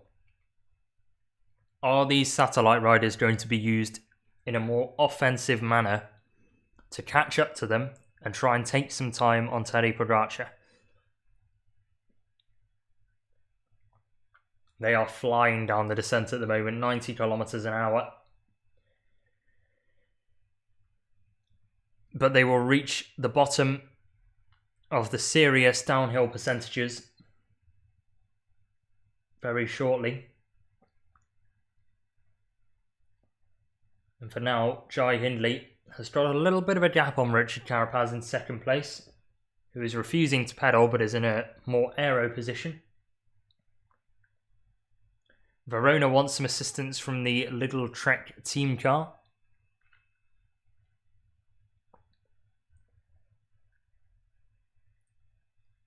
As Matteo Jorgenson continues. Problem for Egan Bernal of Ineos Was it a crash or was it a mechanical? Looks to be a mechanical. I can't see any damage to the arms or the rear of the legs. I suspect we might have a replay if it was a crash. But it looks like no damage for Bernal. So probably a mechanical issue on that Pinarello bike for Egan Bernal.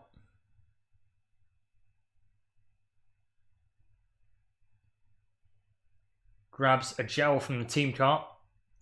They try and make it semi-sticky to push him closer to the peloton. Bernal will slot onto the rear bumper of the Ineos team car and try and manoeuvre his way back into the yellow jersey group. He's got a big task ahead of him.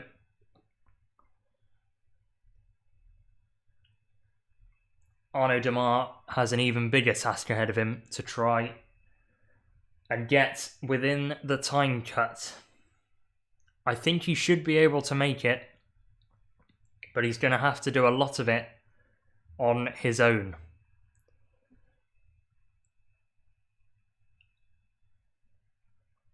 Démare then will be doing a time trial 2 days before his scheduled time trial. It's him against the clock, this time just to stay within the time limit. I reckon he'll be doing the same again tomorrow, because we've got a similar mountain stage ahead of us.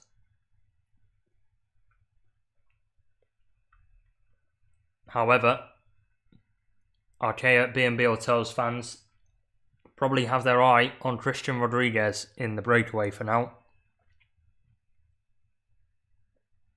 who remains in this group of 6 at the front of the race, who have 4.5 minutes on the peloton. If they can get to the front of Isola 2000 with 4.5 minutes, this could be another breakaway win. And just when we've been saying on the flatter stages that the breakaway is dying, a resurrection has been formed, led by Victor Campenaerts and possibly added to by one of Matteo Jorgenson, Wilco Kelderman, Simon Yates, Jai Hindley, Richard Carapaz or Christian Rodriguez. I think if the stage win is battled out, it will be between Simon Yates, Jai Hindley and Richard Carapaz. Visma Leasebike will have their eyes set on Jonas Vingegaard and how he performs. Matteo Jorgenson and Wilco Kelderman will be doing the same, as Egan Bernal latches on to the rear of the peloton. So he's made it back now and joins Guillaume Martin and the rest of the yellow jersey group. Somebody who did a decent amount of pulling on the front of the peloton earlier on today to get Richard Carapaz into the breakaway was Sean Quinn, the American champion. Here's what he had to say after being in the breakaway on yesterday's stage. He said it was a pretty hard start, so if you had the legs, you could be there in the breakaway. And Richard Carapaz, Ben Healy and myself all got in, but clearly a lot of guys had the legs and were eager today because it was a massive group. At first I felt super good and I was just happy to be in the breakaway. I just missed the bit at the end once we hit the hard climb with 60 kilometres to go. I still felt really good, but those shallow climbs at the end were just repeated accelerations and so hard on the legs. We missed a bit there. We would like to have had somebody in the winning move, but those guys were flying up there, so they deserved it. I think it's been a really good experience. I'm super happy to be here and just honoured to be teammates with guys like Richard Carapaz. I guess it's maybe not been as physically demanding of a race as I expected, but at the same time it's just so hard from an execution standpoint. To win a stage even is a remarkable feat. I'll hopefully be helping Richie in the break in the next couple of days. Well, Quinn wasn't helping Richie in the break today, but he has helped Richie get to the break.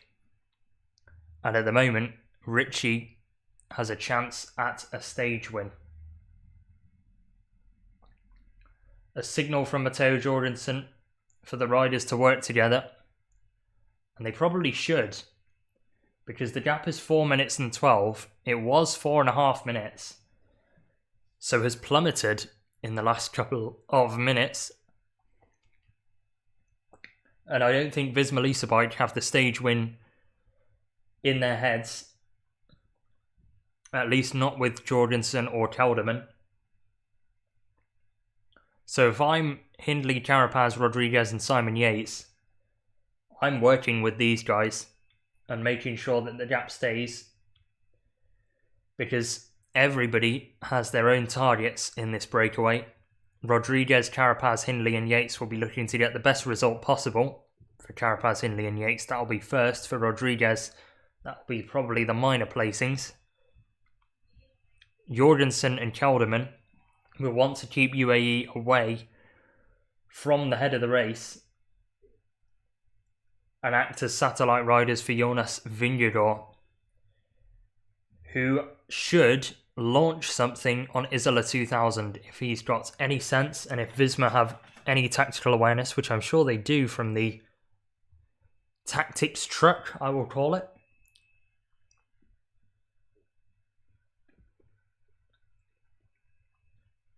I think they call it the control centre. But with 20 kilometres to go, we are set to reach the foot of Isola 2000. And because we're set to reach the foot of Isola 2000, I might as well go through the rest of our interviewees before the climb itself, and then we can focus fully on the ascent of Isola 2000. So we've got 6 to go through, a couple of which will be intriguing for the stage, a couple of which giving their thoughts on yesterday. The first of which is Geraint Thomas of the Ineos Grenadiers, who has been on camera a couple of times today. However, is now well off the back in the Felix Gal group, sat at 7 minutes and 54 seconds behind the head of the race. But Thomas said it looked like Bart Lemon was riding for Wout van Aert when talking about yesterday. So it was just sort of being aware of all of that and trying to keep it in a good situation for Michal Kwiatkowski, really. I think the breakaway is going to be hard in the next couple of days, but I've got to try. The guys that wanted it to come back didn't really work that well together. Myself, the Movistar guys, and some of the other teams that had guys up there were being a bit annoying, I guess. We were just rolling through, not really going through hard and being a bit of a nuisance, but the guys didn't seem too committed either. Van Aert put in a few digs, but I was happy that the group stayed away. That was the plan. I kind of said, look, I'm swinging. I have been for the last 2 weeks, really, and I just said I'd do exactly that. Try and keep it together, try and mark the bigger teams, and then once Kwiatkowski was away, also follow the moves and just sort of slow it down behind. That was the plan. With 6 or 7 kilometres to go, I was just like, I've had enough of this now. Sat up and went easy for a bit. I would have put a lot of money on Michal winning, but sometimes it just doesn't happen. Obviously, we've still got Carlos Rodriguez in the mix, so 2 more big days for us. And Carlos Rodriguez is certainly in that mix. 13 minutes 30 down overall, but is locked in battle with Mikel Landa, Joao Almeida and Adam Yates in that sort of second tier behind the top 3.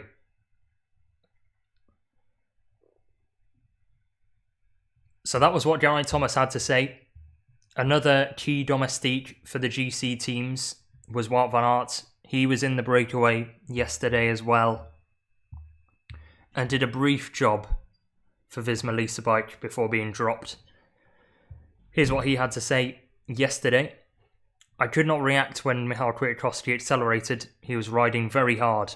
I gambled for a moment by not reacting to Victor Companat's acceleration. In hindsight, I missed a place in the right breakaway there. After that, it was a long chase.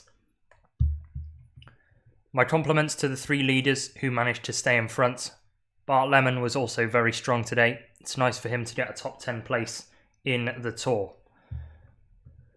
It's especially good when family are there when you win, but it places everything in the right context when you don't win. So this is my world. It's a shame because this blue jersey is quite invisible, but apparently everybody knows my race number. I know it's hard for everyone to win from the break, and when Kwiatko went, He was strong, and I was kind of on the limits on the top of the KOM. I told Bart Lemon to jump with the counter-attacks, and I was sitting a bit at the back. It all came down to that descent, and then everything was over. There's 2 big days still to come, and I hope the guys in the bunch really had kind of an easier day than we had, so they can at least do the beginning tomorrow. And 2 of the guys who had an easier day are in this breakaway at the moment. Those guys being Matteo Jorgenson and Wilco Kelderman, who have got to the foot of Isola 2000, 16.1 kilometres in length, at an average of over 7%. It's our final climb. It's the denouement of the stage. And we've got 6 riders who go into it with 4 minutes advantage on the yellow jersey group. This could be another breakaway victory, unless the GC contenders have anything to say about it. Wilco Kelderman sets the pace for Visma bike. Matteo Jorgenson sat second wheel. Jai Hindley sat in third with Richard Carapaz fourth wheel. Simon Yates is the penultimate rider in the group, with Christian Rodriguez clinging on to the rear of the breakaway. And it looks like he might not be able to hang on for much longer. The gap gradually opens, goes round a switchback and closes it, but the percentages rise up once more, and Christian Rodriguez is the first rider to be dropped off the back of the breakaway group since Ilan van Wilder.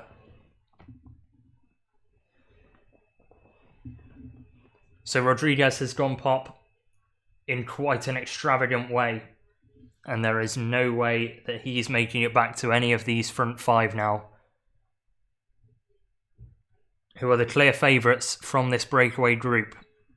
Jorgenson and Kelderman continuing to press on, which is intriguing, especially considering Jonas Vingegaard is now 4 minutes behind, as the peloton readies themselves to begin the Isola 2000 descent.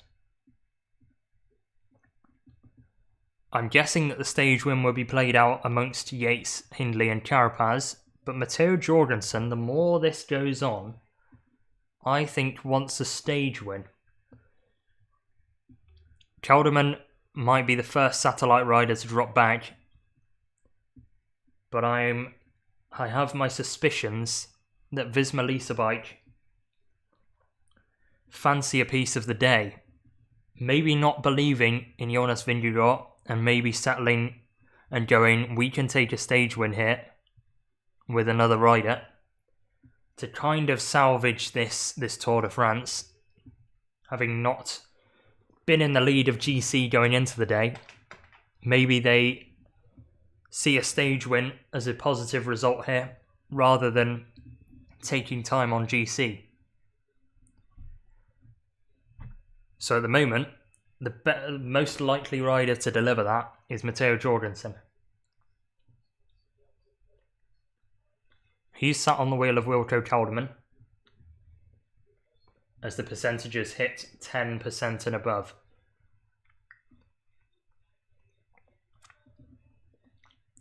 Somebody who will be worrying about their GC contenders, Zach Dempster of Ineos Grenadiers, who couldn't manage to win the day yesterday.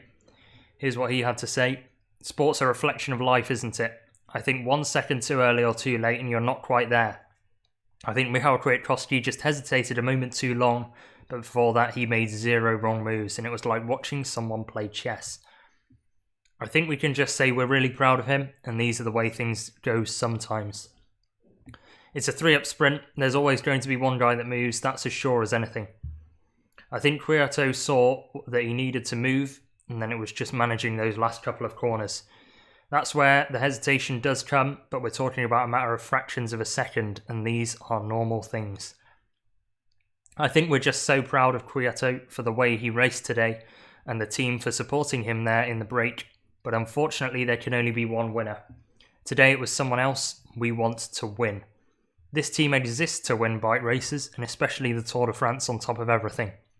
In recent history, we're a team that has won the overall more than most. Whatever we do and how we do things prepares us one Sunday in July. We're going to be ready to win the Tour again.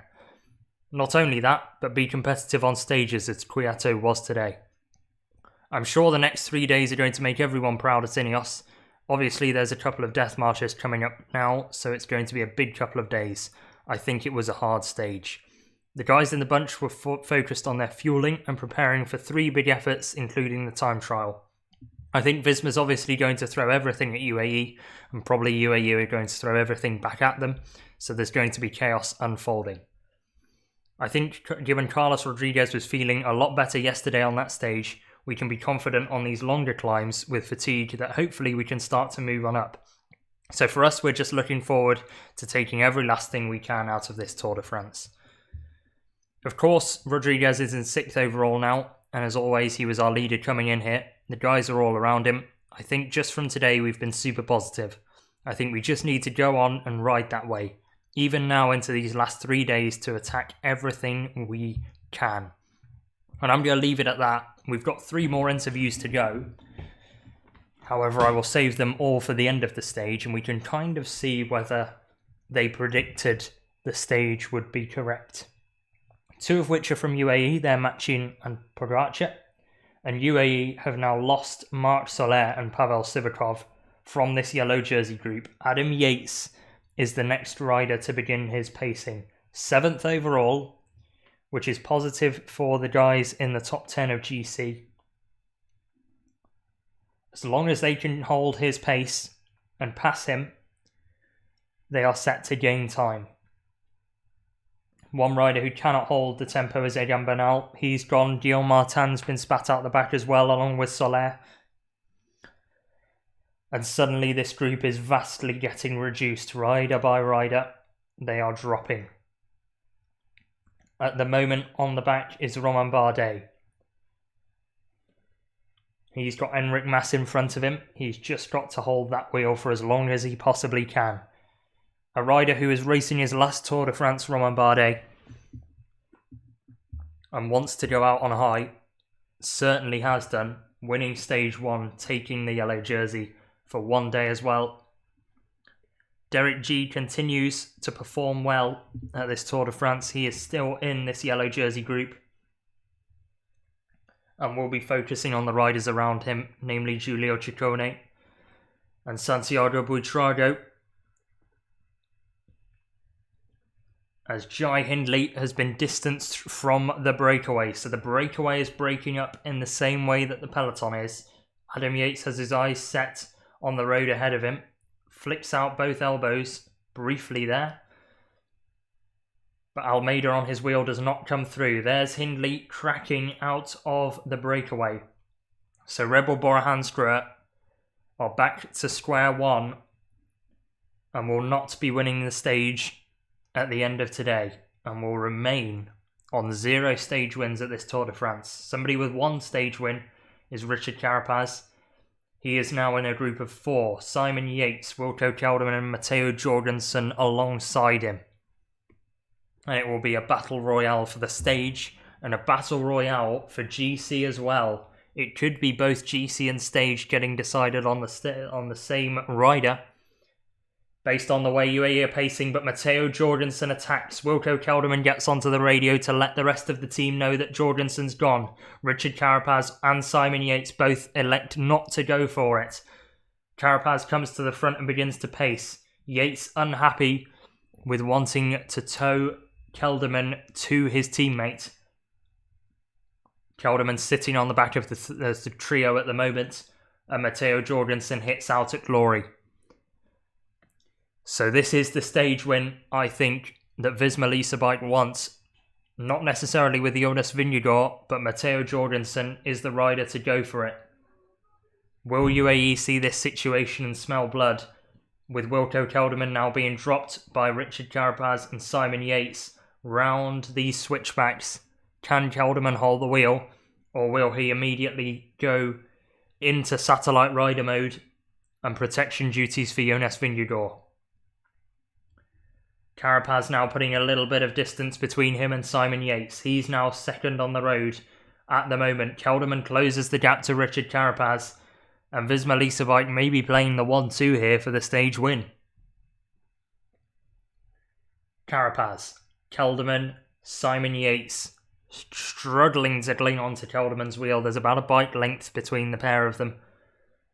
But there's plenty of bike lengths between Jorgenson and Carapaz for the moment. Jorgenson looking to pace his effort. Romain Bardet has been dropped from the yellow jersey group. He's been the latest rider to get shelled. And there goes Laurens de Plus. So de Plus has now gone. Ineos Grenadiers down to just Carlos Rodriguez now. They've lost the numbers that they previously had. They join Visma Lease as a team to only have one rider in this yellow jersey group. UAE Team Emirates have 3. Soudal Quickstep, tremendously, still have 2. I was going to say still have 3, but Jan here is losing the rear wheel of Enric Mas. And that is him done for the day, unless the tempo drops and here can make it back onto the rear of this yellow jersey group. But the selection is being made now by Adam Yates. His brother Simon is the next rider actually in front of him on the road, apart from Rodriguez and Hindley. Sat on the rear of Wilco Kelderman and Richard Carapaz. And with 12.6 kilometres to go, Tadej Pogacar looks unfazed. Mikel Landa looks a little worried. Jonas Vingegaard the same. Beginning to breathe a little heavily, Jonas Vingegaard. But his teammate is not doing that at all. He's pacing his effort well, Matteo Jorgenson. And this is the opportunity for an American stage win at the Tour de France. Netflix will be rubbing their hands together with glee at the situation for now. Richard Carapaz on the American team. EF Education Easy Post is following in. Simon Yates again letting that wheel of Wilco Kelderman go, and that could be it for good. We're yet to see him properly drop. But the gap remains at 15 seconds. Jorgenson is doing very well as things stand. Hitting out at glory. As Ciccone and Mas are being put into difficulty behind. So Giulio Ciccone is our first rider in the top 10 to let go. And is gradually letting go as things happen. Simon Yates has made it onto the rear again. Is he bluffing? I'm not so sure. But he certainly let the wheel go on multiple occasions to Wilco Kelderman. Now we get a view of the yellow jersey group, and it is Ciccone and Enric Mas going out of the back of the peloton. This benefits Santiago Buitrago in 10th position. He looks set to move up on GC. Ciccone in 8th. Derek G currently as well set to move up if things keep going as they are. And this is Carlos Rodriguez dropping. Carlos Rodriguez dropping for the Ineos Grenadiers. And that is another Spaniard being shifted out of the rear of the yellow jersey group. The gap is beginning to form between Rodriguez and the rear wheel of Derek G. 6th on GC now has been shelled. Adam Yates continuing his tempo on the front of the peloton. And not many at all can follow now. Yates actually will jump Carlos Rodriguez in GC if he can find well over 2 minutes.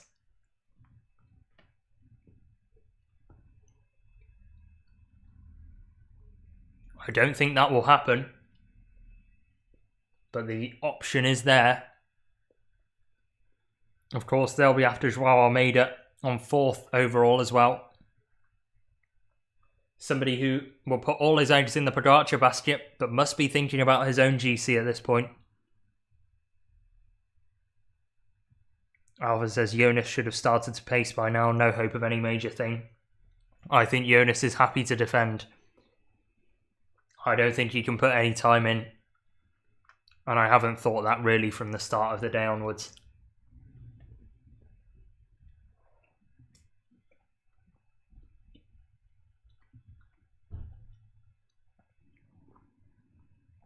Derek G is marking Santiago Buitrago.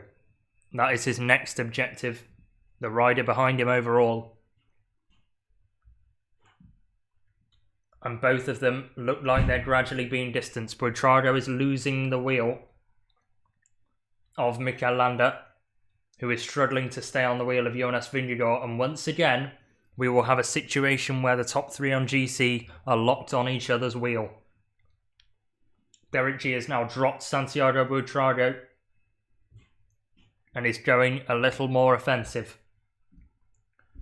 Gets up back onto the rear of the yellow jersey group. This is a massive ride by Derek G of Canada and Israel Premier Tech. A team who brought in Chris Froome as a potential GC guy. That didn't end up working. Brought in Jakob Fuglsang as a potential GC guy. That didn't end up working. And have now put some faith in their younger talent. And Derek G is delivering them, finally, the results that they want at the Tour de France. It is a stark improvement on their objectives and results in previous tours. And he is standing to gain at the moment. However, gaining is the percentage on this climb of Isola 2000. And Adam Yates is continuing to captain this yellow jersey group. Pogacar takes a look behind, assesses the damage. The damage is excessive, but it has not got rid of the polka dot jersey and the white jersey as of yet.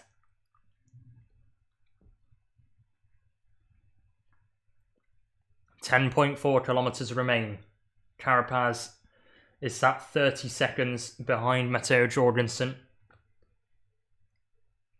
trying his utmost to pull the American back. But he does have Simon Yates and, most importantly, arguably, Wilco Kelderman, Jorgenson's teammate, for company. They are very gradually being pulled in by this yellow jersey group, but not by much at all. Remco Evenepoel sat on the wheel of Tadej Pogacar. Jonas Vingegaard sat on the wheel of Remco Evenepoel. We've had no sign yet of Christian Rodriguez and Jai Hindley being caught by the peloton. So the pace is not incredibly high. Somebody who's focusing on his pace is Matteo Jorgenson. Looks unfazed, if not a little ill on the bike, personally. But he looks like he's got things under control, monitoring his breathing. And Jorgenson continues. He'll be counting down the switchbacks, I'm sure. And Grisha Neerman going, "Come on, Matteo, come on," in his earpiece. I can't do it like Lanterne Rouge, unfortunately.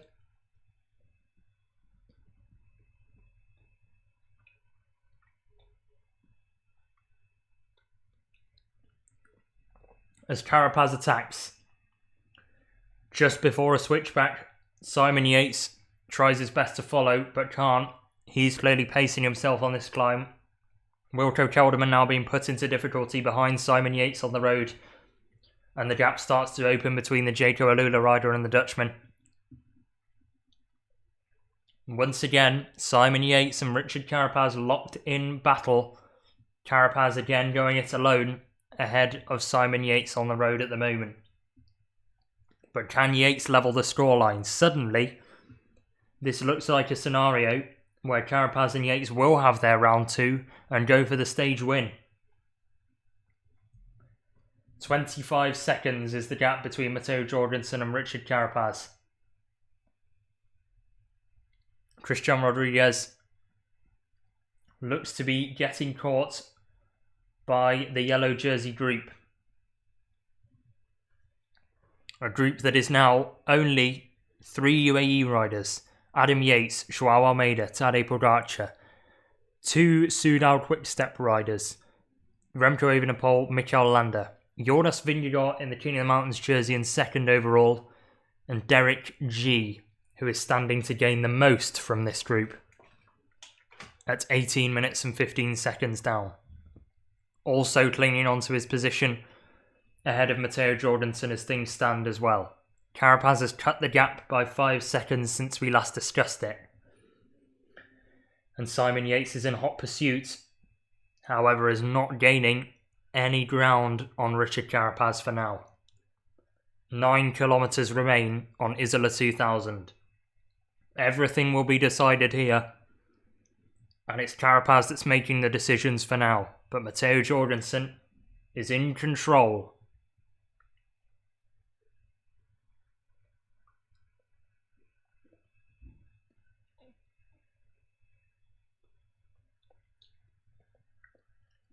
Two minutes and 56 seconds is Jorgenson's gap on the yellow jersey group as Derek G is in trouble. Good ride from him. I'm sure he won't mind that he's been put into difficulty. All of the riders ahead of him are above on GC.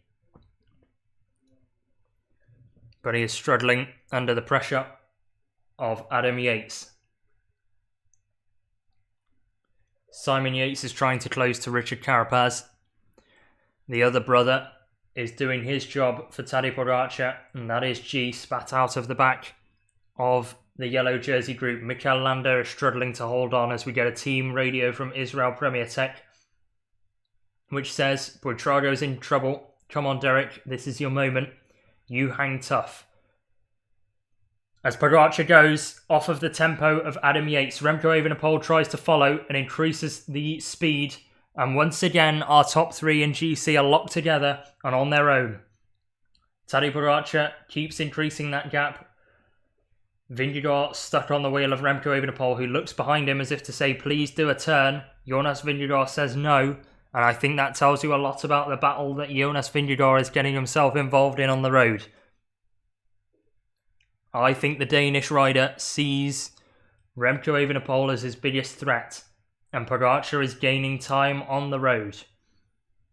Pogacar ahead of Evenepoel and Jonas Vingegaard. He's on his own now and he's kicked. He's now in a chase of Matteo Jorgenson, Wilco Kelderman, Simon Yates and Richard Carapaz up the road, but the first rider he catches is Christian Rodriguez, caught and passed. Vingegaard locked onto the rear of Remco Evenepoel. He's just going to limit his damage in the GC now. I don't think he sees Tadej Pogacar as the battle. And that is why Pogacar's gone away at the front and is clear. The gap looks set to increase in the general classification in favour of Tadej Pogacar.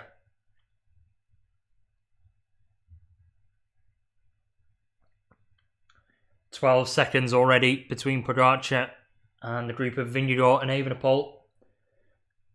And that gap is rising at the moment. It's now gone to 14.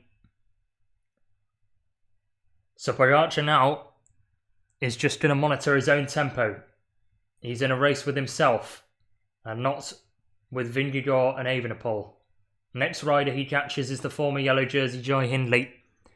Last year, passed by the current wearer in this year's Tour de France. Tadej Pogacar goes and is going big. 8 kilometres to the top of the climb for Matteo Jorgenson. I'm sure he's hearing all of this drama in the radio and is trying to shut it off because he's got a chance at a stage win. However, he is being followed by some of the best climbers in the peloton at the moment.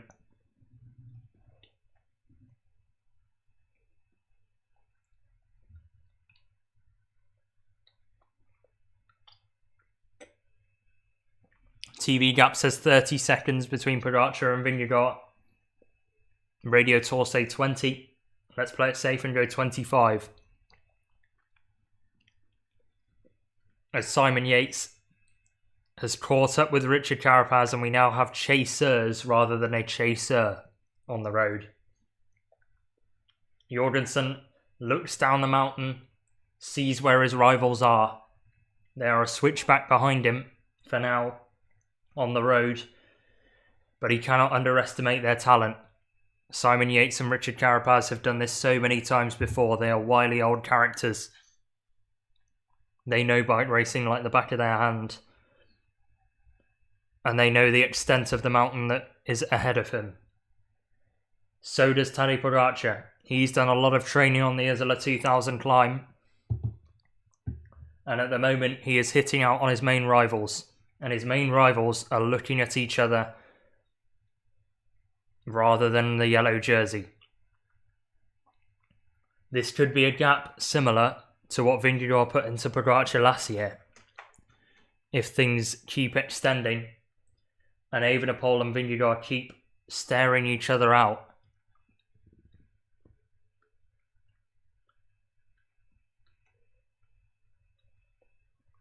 Joao Almeida hasn't had to do a single turn at the front of the yellow jersey group, and may be thinking about clinging on to that 4th position in GC. Mikel Landa the same. He's not had to do any protection duties for Remco Evenepoel. And Jai Hindley has latched onto that group, and there is a smaller group behind them that are trying to make their way up. Is that the Almeida, Yates and Landa group? Evenepoel looks over his right shoulder to see who it is. It's currently in a small screen, so I can't really tell. And it is Mikel Landa with Joao Almeida on the wheel. So Remco Evenepoel has now got himself a teammate. Evenepoel, Vingegaard, Hindley, Landa and Almeida is your group of the white jersey. Pogacar passes Wilco Kelderman, who will now become a satellite rider for Jonas Vingegaard and a teammate for the Dane. He's at a minute 50 behind Matteo Jorgenson and could once again break Visma Lease Bike hearts if he takes the stage win.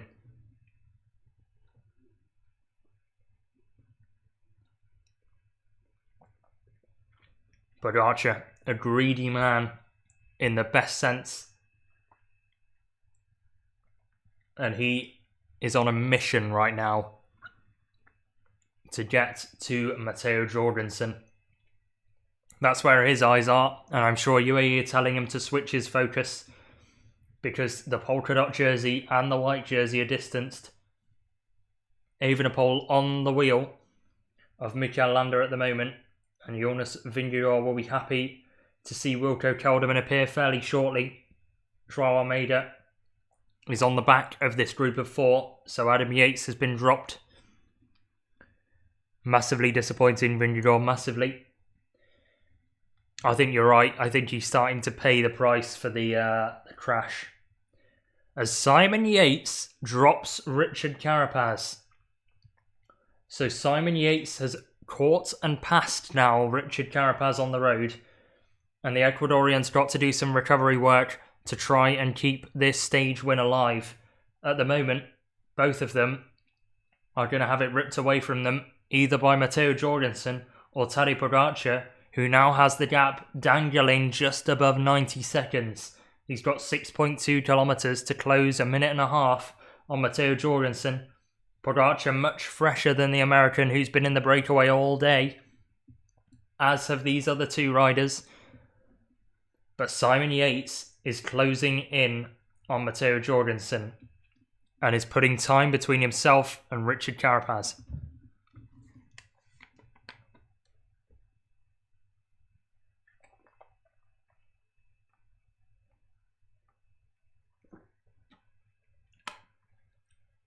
One minute and 20 seconds now for Pogacar.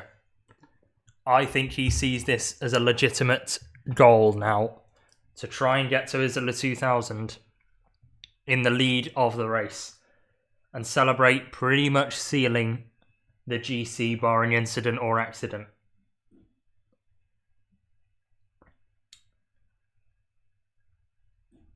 Jorgenson has 27 seconds on Simon Yates in second place. But I think the gap that Jorgenson should be most worried about is the gap to the Slovenian in yellow.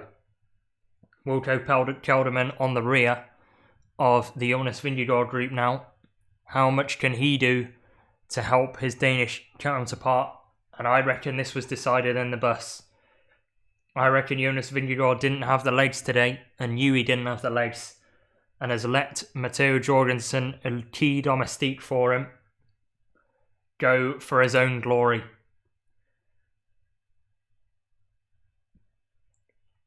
But he's got the number one glory hunter in cycling behind him, Tadej Pogacar, who is closed to 1 minute and 15 now. Simon Yates around 25 seconds behind. But Pogacar's the problem. And what is the solution if you're Matteo Jorgenson? Do you try and mentally break him by increasing your tempo and perhaps overextending? And do the same to Simon Yates while you're at it? Or do you try to hold the watts like you have been doing all climb? 1 minute and 5 seconds for Pogacar. Jorgenson's gone on a solo mission.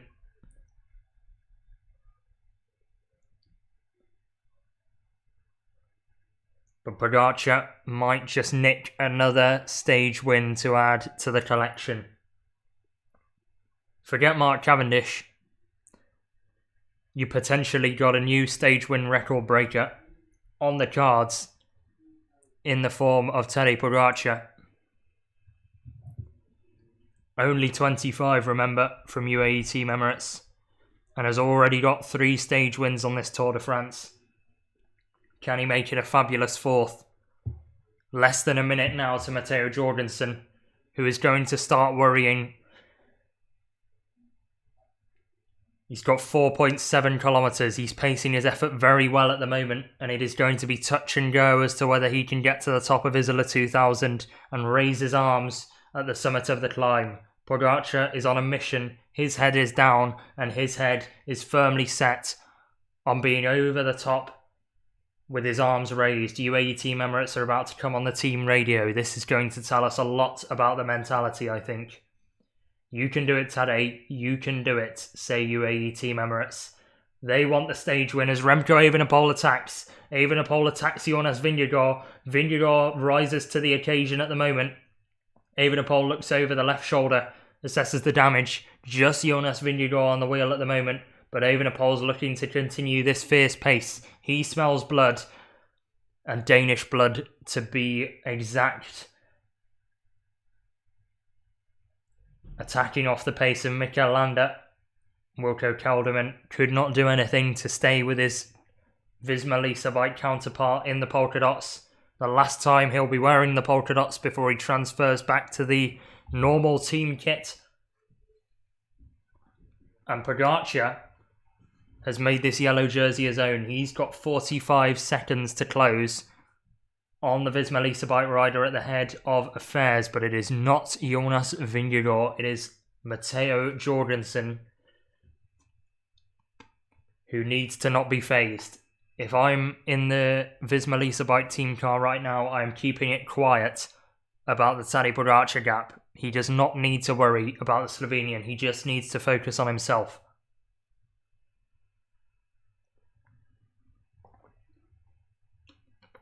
35 seconds between Pogacar and the front. He's got around 10 to 15 seconds to close on Simon Yates to at least get second. The bonus seconds probably don't matter to him, but it will once again rubber stamp his position at the front of the general classification. Carapaz takes home another combativity prize. Confirmed. And we'll take the King of the Mountains jersey along with it. I'd give it to Matteo Jorgenson personally, but there we are. And Pogacar closes on Richard Carapaz. The top 2 now in the King of the Mountains classification, although Pogacar probably won't be thinking that, passes Richard Carapaz. Carapaz tries to overextend to get onto the wheel of the Slovenian, but cannot at the moment. Out of the saddle, slots back into the saddle, and is trying to continue. We could see a blow-up of enormous proportions here from Richard Carapaz, which could be incredibly entertaining to watch. However, the entertainment at the moment being provided by Matteo Jorgenson at the front of the race. Carapaz is blown. He's off the back of Tadej Pogacar now. Could not keep up with the yellow jersey, who just keeps wanting more from this Tour de France. And at the moment, keeps getting more. But how much more can he try and squeeze out of this lemon that is the Tour de France? At the moment, he's looking pretty in yellow. Carapaz is still within sight of Simon Yates, so that might be something to focus on. Maintaining that stage podium position. But Carapaz, perhaps overextending to get onto Pogacar's wheel, may have paid the price. The price being a high stage placing.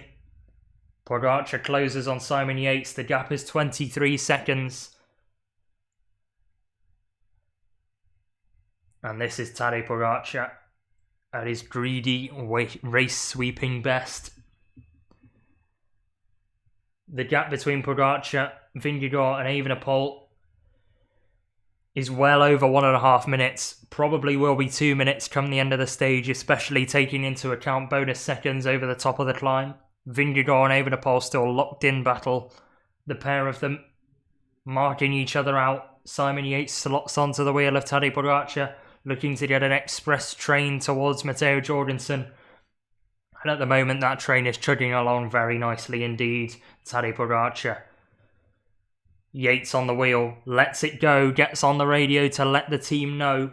And Pogacar sets off in pursuit of Matteo Jorgenson. It's UAE against Visma Lease Bike on the road once more. UAE have won the majority of their battles. Jonas Vingegaard got that shock stage win on the Puy-Marie day. But Tadej Pogacar is having the day of all days up Isola 2000. He knows this climb. He knows the Cime de la Bonnette. And he is on home territory. The closest he can possibly get to being at home. And he's 15 seconds behind Matteo Jorgenson. I reckon this gap's getting closed. It's 2.4 kilometres to the line for Matteo Jorgenson, and it might just be heartbreak for the American. Visma Lease Bike will have to wait for that second stage win. Wout van Aert couldn't provide it. Matteo Jorgenson may be able to provide it if Tadej Pogacar overextends. At the moment, he's just monitoring his own effort. The head has gone up. He is now looking towards Matteo Jorgenson. Can see his prey now. He's stopped looking at the numbers. Out of the saddle he gets. And forward he goes, continuing to close the gap. It's less than 100 metres on the road now, and it is very quickly closing. It'll be 50 metres fairly soon. But Jorgenson's got to focus on his own effort. The crowd's closing on Tadej Pogacar, who has 2 kilometres to chase Matteo Jorgenson down and get the stage win. Pogacar is going to be ruthless, I am sure of that. Especially against a team like Visma Lease Bike, the rivals for UAE Team Emirates. The motorbike pulls out of the gap, and the gap is closing between Pogacar and Jorgenson. I think Jorgenson knows that its time is up. Pogacar trying to get onto the wheel of the American. The percentages drop back. Jorgenson looks over his right shoulder, is condemned. Pogacar attacks. Jorgenson cannot get onto the wheel, and this is looking like another stage win for Tadej Pogacar, who has done it once more in big, big fashion. Taking plenty of time on Jonas Vingegaard on previous mountain stages, and he's done it once more. Took 1 minute and 8 on Jonas Vingegaard up the Plateau de Bay. Will take a lot more than that up Isola 2000 if things keep going the way they are. Vingegaard stuck on the wheel of Remco Evenepoel. He knows his battle at the moment.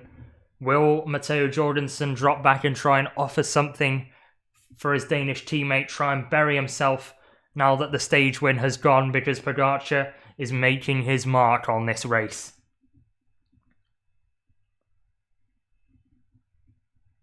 UAE Team Emirates will take another victory. Tadej Pogacar will take his 4th victory. And at the moment, Joao Almeida is pacing for 4th on GC. He leads a group behind Evenepoel and Vingegaard with Mikel Landa on his wheel. 1 minute and 31 seconds between Tadej Pogacar and Jonas Vingegaard on the road. The gap's going to go out from 3 minutes 11 to well over 4.5 minutes. Potentially 5 by the end of this stage. And Pogacar has gone massive on Isola 2000. Under the Slovenian flags, we never quit trying and we never give up. Tadej Pogacar looks around his left shoulder. Probably has time to read the wording on that flag. And the Slovenian support is excessive on this climb.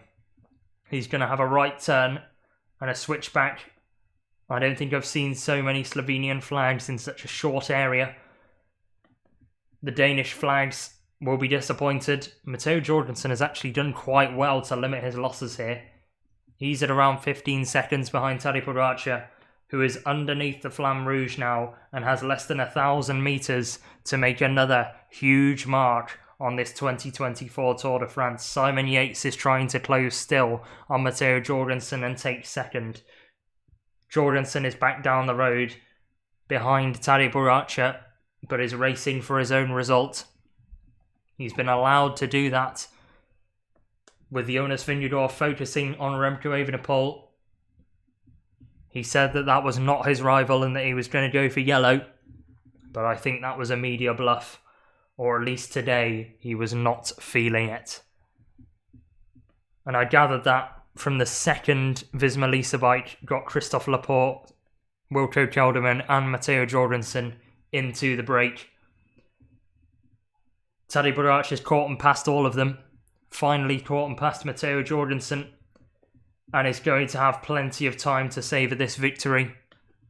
At the top of Isola 2000, you are seeing a man who is going to be a legend in this race for many years to come. And another stage victory in the yellow jersey for Tadej Pogacar. He eases off the pedals. He knows that the gap is big enough so that he can afford to do so. Gets onto the flatter percentages, into the hoarded section with all the fans, and he will have time to celebrate this. One final look behind from Tadej Pogacar. Riding on the hoods and riding to victory. The 2024 Tour de France might as well be called the Tour de Tadej. Another of his traditional bows across the line, and the clock starts. Pogacar makes another mark on this Tour de France. Matteo Jorgenson, commendable ride to take home second place, finishing just over 20 seconds behind the untouchable Slovenian at the moment, who takes home his 4th stage win of this Tour de France. Simon Yates is going to follow in. They had 4 minutes at the start of the climb. It turned out that 4 minutes just about was not enough. 40 seconds for Simon Yates across the line, 20 seconds behind Matteo Jorgenson. And who will be next to cross that line? Will it be Richard Carapaz? Will it be Jonas Vingegaard? Will it be Remco Evenepoel? The latter two are locked together at the moment. Vingegaard stuck to the rear wheel of Remco, who can see a lot of positives from this performance. He knows that he's fighting for second now, and he is in a good, hard fight with the Dane. Carapaz crosses the line at 1 minute and 11 seconds. A good ride from a man who has been in so many breakaways in this final week of the Tour de France. Remco looks over his right shoulder, sees the polka dot jersey once again, out of the saddle and begins to sprint. Jonas Vingegaard on the wheel and shakes his head, lets Remco go to the line. Will he be able to beat him to the top of the climb? No, he won't. Remco Evenepoel finishes ahead of Jonas Vingegaard and gets a pat on the back and a little touch of the hands as a response. Vingegaard, not happy with his performance, shakes his head. Joao Almeida crosses the line with Mikel Landa, who once again has done a superb ride, but not as superb as the most superb man on this Tour de France. Tadej Pogacar wins once more in the yellow jersey of UAE Team Emirates. Jonas Vingegaard is happy to cross the line. He gets to his wife, who is with him at this tour. And I think Vingegaard will be happy to see this one through and finish in second place by the time we get to Nice. A slight apology from Pogacar to Matteo Jorgenson. I think he recognises how good his ride was. And Wilco Kelderman's was as well, 2 minutes and 50 seconds behind Tadej Pogacar as he crosses the line. And the clock will start. We've got 45 minutes until we see the time cut take its place. Consoling words from Matteo Jorgenson to Jonas Vingegaard, who is visibly emotional.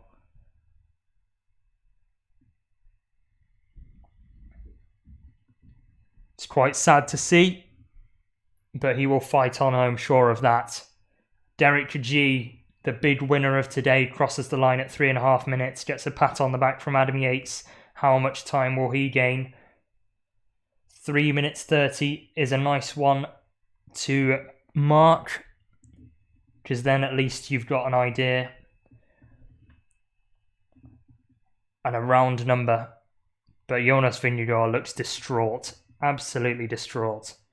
Enric Mas crosses the line at 3:56, Carlos Rodriguez at 3:57. So Derek G gains at least 27 seconds on Carlos Rodriguez. But the winner of the day is Tadej Pogacar.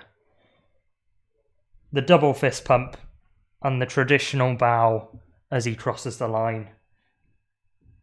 And he is the entertainer of this Tour de France. What a victory for Pogacar. After 4 hours in the saddle, just under. And once again moves himself closer to that 35 mark of Mark Cavendish. So here's the result then. Pogacar 21 seconds ahead of Matteo Jorgenson in second. Simon Yates third at 40 seconds, with Richard Carapaz in fourth at 1 minute and 11.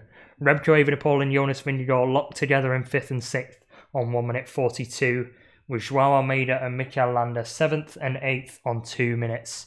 Wilco Kelderman 9th, and Derek G, the big winner of the day, in 10th.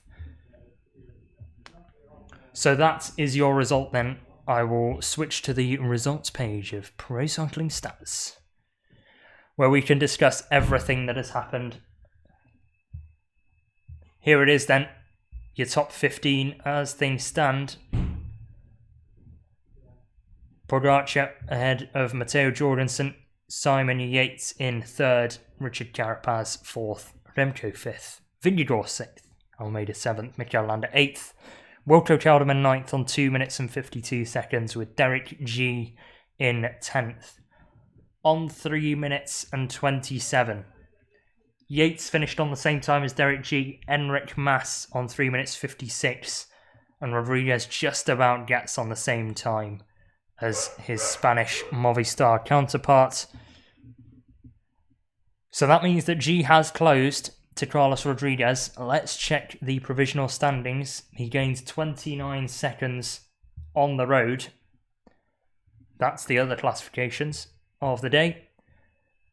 But G gaining 29 seconds does not move him really closer to Carlos Rodriguez. His battles have been with Giulio Ciccone, Giulio Ciccone and Santiago Buitrago. And he is definitely going to jump to 8th place by the end of today. Because Giulio Ciccone did have a blow up on Isola 2000. But that is all we've got time for today. I'm absolutely gassed out on what has been a superb stage once more in a Tour de France, which has been a great one to watch, albeit the GC battle is all but over now.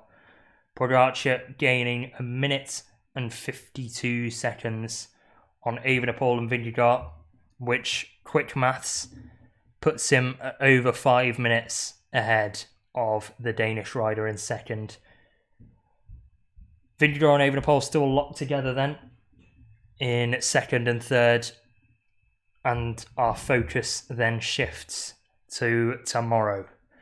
The Col de Braus, the Col de Turini, the Col de la Colomienne and the Col de la Cuyol await the peloton. Col de Braus 10Ks at 6.6%, category 2.